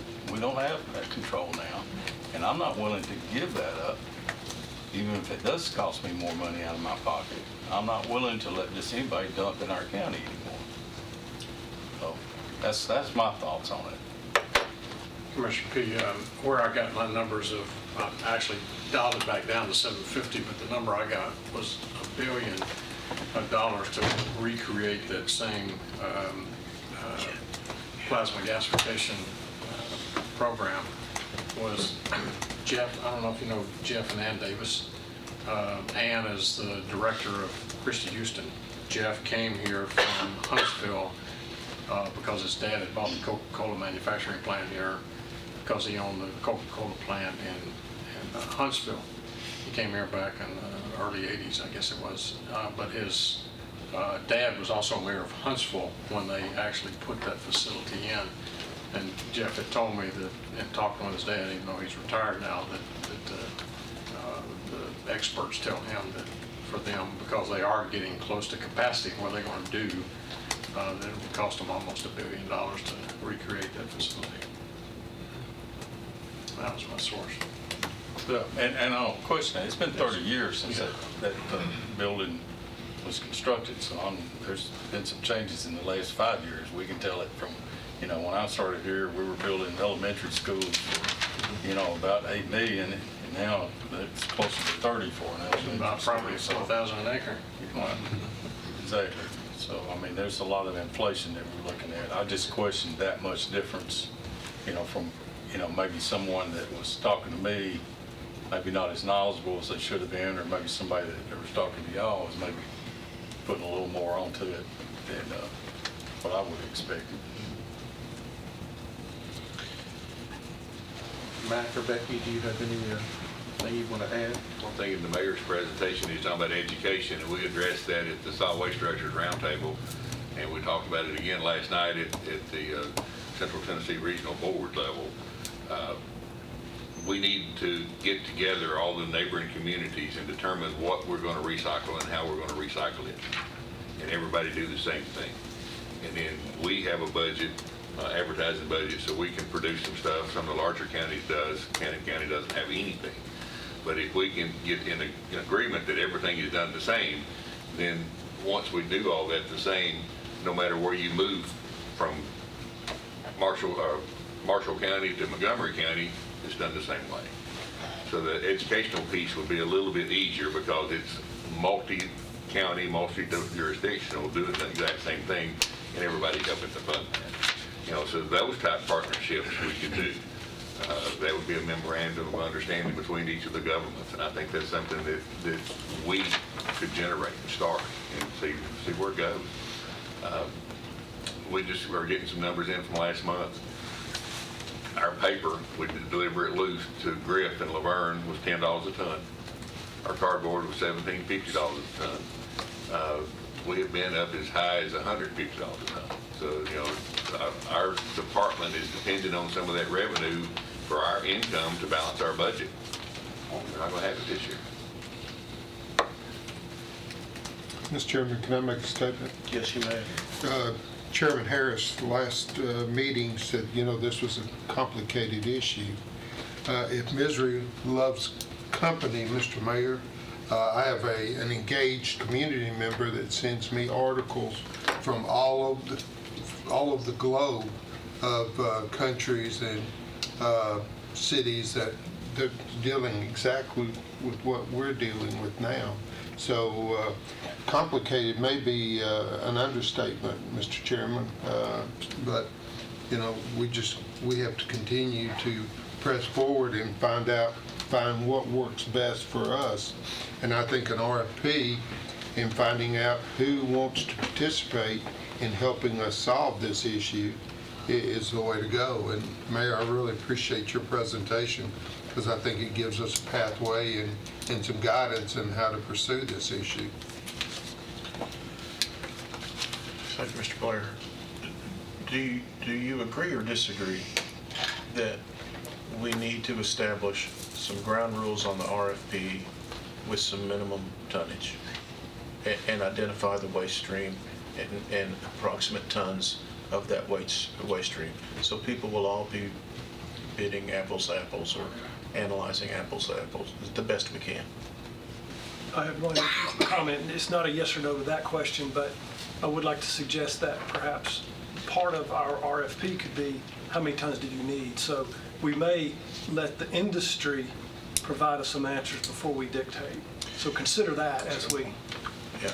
So in other words, if a technology says, I got to have 1,000 tons a day and we're only generating 750, then we have to decide either A, sorry, we're done with you, or B, we have to invite some other counties to participate and bring us 250 more tons. RFPs with the response to how many tons do you need would be perhaps a better next action step on our behalf than the opposite.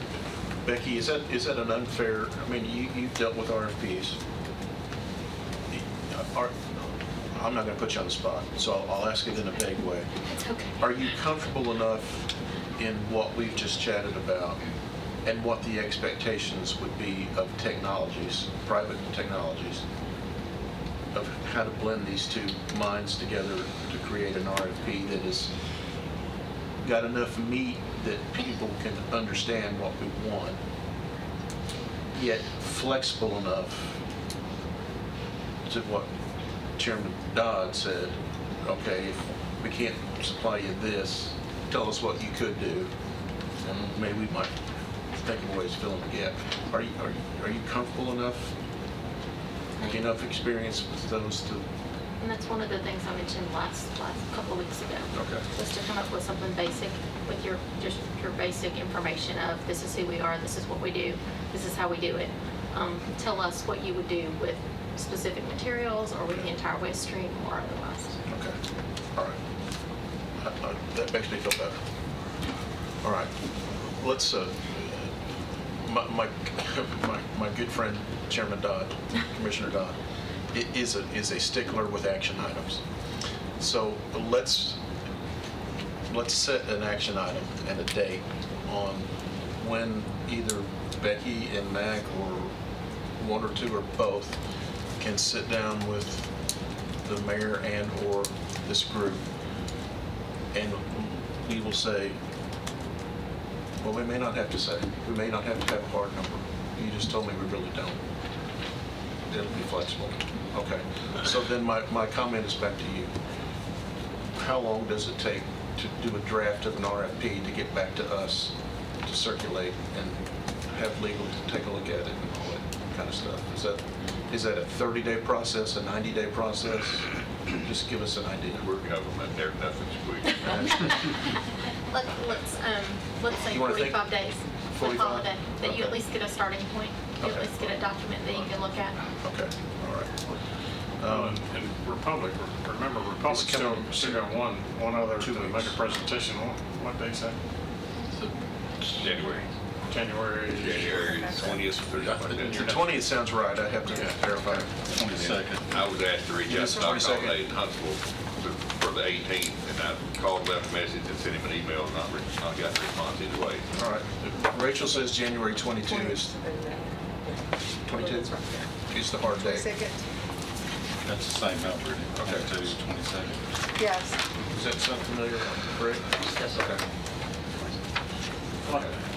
I think we're moving forward, Mr. Chairman. Yes, sir. And I think that's what this commission is obligated to do. Yeah. Making some progress. Yeah, thank you. And I guess before we move off this topic, let me get on my stump. As a lot of us have done research on this issue and looked at other cities, states, countries, and the world, and the mayor touched on this, our recycling problem in today's world is that it's hardly worth doing, because it has to be, there's only about this many plastics they'll really take, and it has to be in pristine condition. Here's what gripes me from a global standpoint. We, the United States, takes all this contaminated plastic, bundles it up, and ships it to overseas. Used to be to China, now it's Indonesia, India, used to be Vietnam. Other people taking our waste and basically burying it. All we're really doing is moving the puddle from a global standpoint, and that makes me angry. That really makes me angry. They're not just burying it, they're throwing it in the ocean, and that's where that big mat in the middle of the ocean came from, is from us. And we need to stop that. Right, and they don't have the laws or an EPA looking down their back on what they can do. So it's the Wild West. So those kind of things make me very angry. And that's why we need to do as a county the best possible job with today's technology to take care of that. So that's my high horse for this evening. Mr. Chairman, Yes, sir.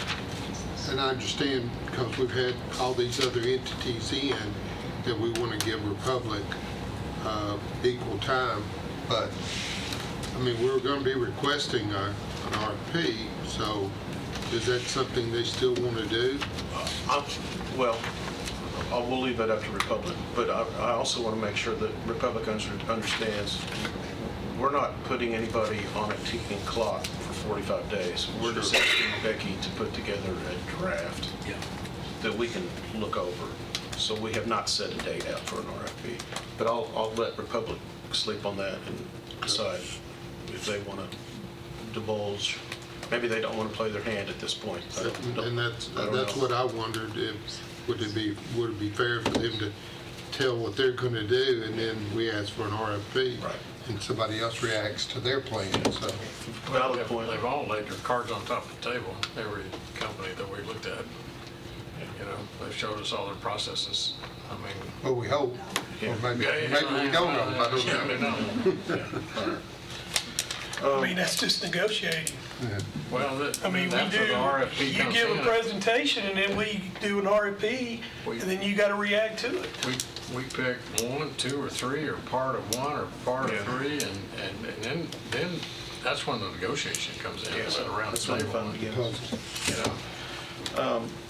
And this is not to say that we're not going to continue to look at other technologies, because we will. We're not. I don't want anybody to misconstrue that we're quitting the interview process. We're going to continue that process. Anything else on the solid waste side that we want to talk about tonight? Yes, sir. We have January 22nd. I wanted to confirm the date because we've got different dates. So January 22nd at 5:30 p.m. is a special call of solid waste meeting. And Republic was on the agenda for that night. That's what they're saying too. Everybody concurs? We have a They had moved from December. We have a December 18th meeting, and Republic has requested to move to January. What do we have? Do we have any business on the 18th for the solid waste special committee or special call meeting?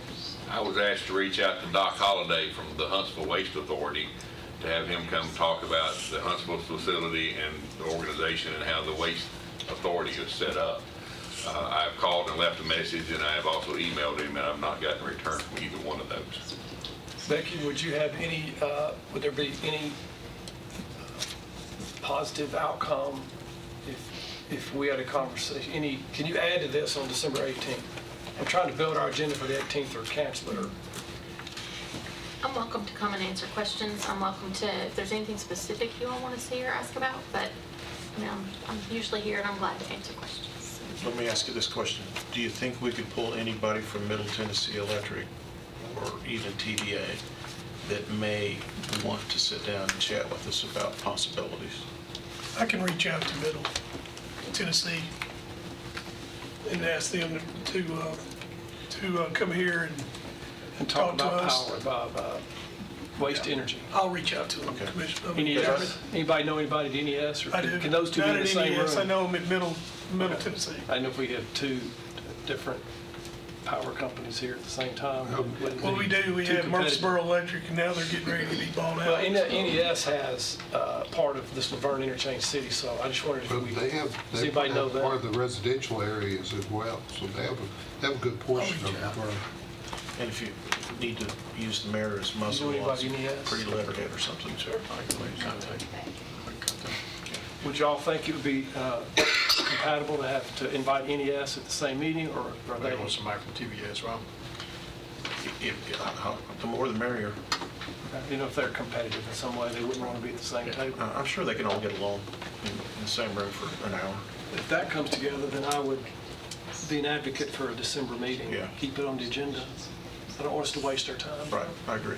Well, I was looking forward to hearing what they were going to say from Huntsville, so I'd like to keep pursuing that. I'd like to hear somebody that could talk to us about numbers on the facility. too. Well, I think Huntsville will be our first choice, and if they can't make it for December, right? That's what you were shooting for, December? I haven't been able to talk with him at all. Okay. I left him a message, let him know what I'm calling for, and that may be the reason he returned. Or maybe whoever will commit first gets December. Yeah. Well, I mean, I'd still like to hear from TVA, NES, or Tennessee Craig's got Electric. Okay. Mayor, thank you again for a wonderful presentation and bringing us up to speed, and really more a refresher course on where we've been, and giving us some light on where we need to go. If that's it for solid waste, let me just give you two more quick items, and then we'll adjourn or get to other business. Mr. Chairman, when did you say you wanted NES and TVA, though? We're going to contact. December 18th. December 18th. December 18th. Right now, December 18th is open. At It's an open 5:30 meeting. PM. And if we can get somebody to commit, we will keep that meeting date open.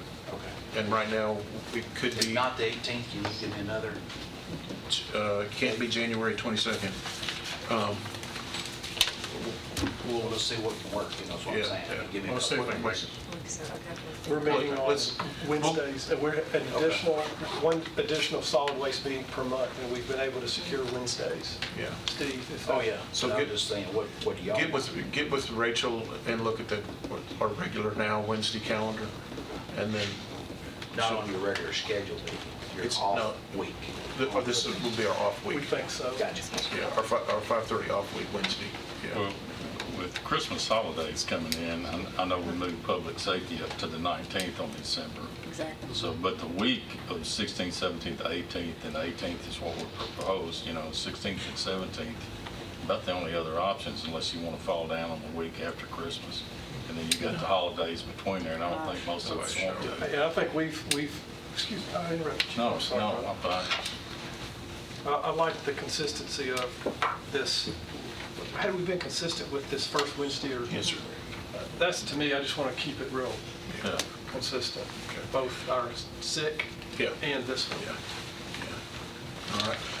Two other quick items, since they're on the agenda. Somebody may have actually made the trip and sat here for a couple hours just to hear about these two items. Discussion of wheel tax and the mineral severance tax. Let me give you the highlights. This is part of the SIC group, Select Infrastructure Committee's research and discovery process.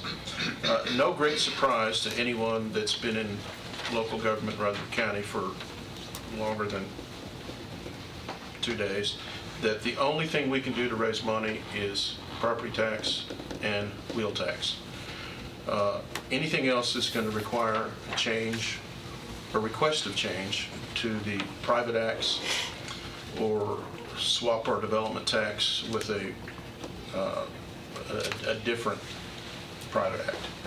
That's all going to have to be discussed with our legislative body through some resolutions, which we can work on in the very near future. But the SIC committee was put together to look at other funding sources. These aren't new, but these are the only ones we have. If we wanted to do something quick, I'm going to scratch property taxes. Really, I'm going to talk about wheel tax. The last time, according to legal, we raised the wheel tax was in 2000, the year 2000.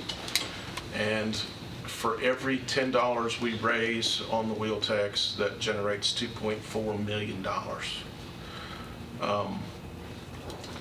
Keep in mind that the $11 emissions testing is about to go away. So Representative Rudd says in 2021. We're hearing other things on Nashville, maybe 2022. Who knows? It's a moving target. But there's wheels turning to make that $11 go away. So we're thinking, okay, you take that away, now you add some of the wheel tax. We're talking about the ability to raise some real money. So this is going to be pitched to full commission next week. To do a wheel tax, we need one way to do it. The easy way to do it, if you want to hit the easy button, is for the full commission to have 2 consecutive votes at 2 consecutive meetings with a 2/3 majority to approve the wheel tax. And if we do that, it's done, it's stamped. We don't have to send anything to Nashville for approval. We don't have to have our General Assembly say, yes, you can do this, no, you can't do that. It's our baby, we can do it. So that's going to be a proposal coming next week for discussion. Again, our committee was just to bring ideas to the full commission for discussion. The mineral severance tax. Turns out that this can't be altered without a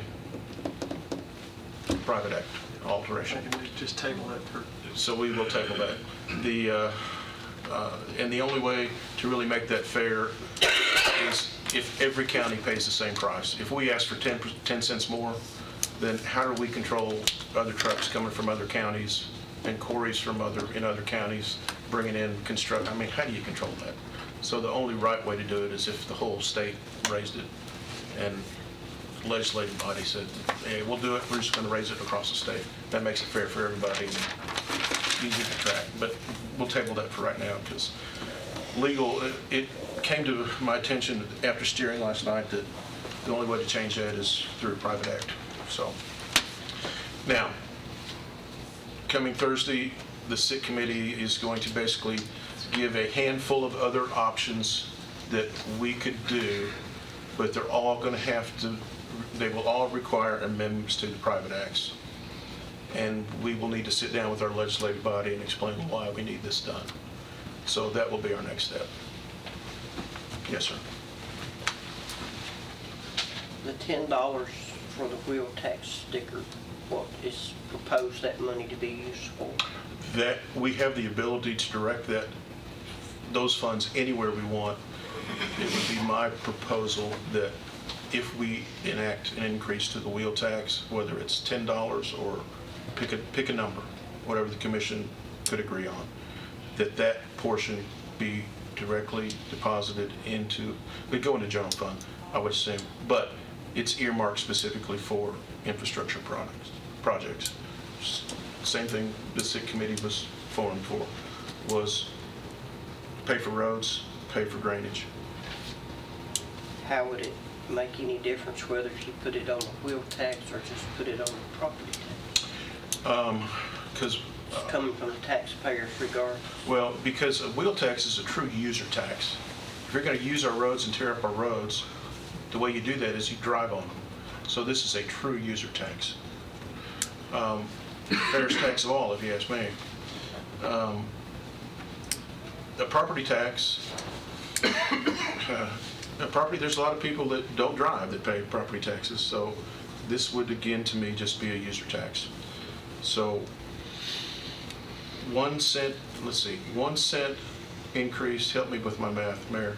I think a 1 cent increase in property tax equates to approximately $1 million. Right at it, 972. Yeah, 9 and some change. So if you went up $10, that's 2.5 cents of property tax you wouldn't have to raise. If you went up $20, that's a nickel. So there's the math. So that's The reason I question is I brought this up during budget when we were trying not to raise the property Yes, tax, and it was the god-awful thing they ever heard of. Yeah, you were a mean fellow. They didn't even talk about it. Yeah. So that's the reason I'm asking. Oh, I know. You know, And it all goes, no, we can't do that. We've got to have a referendum. They'll have to vote in 15 years so we can pass anything, you know. Well, we don't have to have a But anyway. referendum, but we just need 2 consecutive meetings, 2/3 votes. But we may need a little PR help. So if you'd like to help, join the PR team. But that'll be the discussion. That'll be up to the whims of the full commission to decide how they want to do. All I can do is present the opportunities and let the full commission vote on how they want to play it out.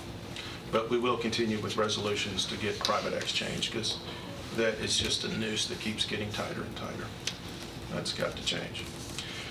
Does that explain enough, Mac? Yes, sir? How is solid waste funded in this county? The rural residents?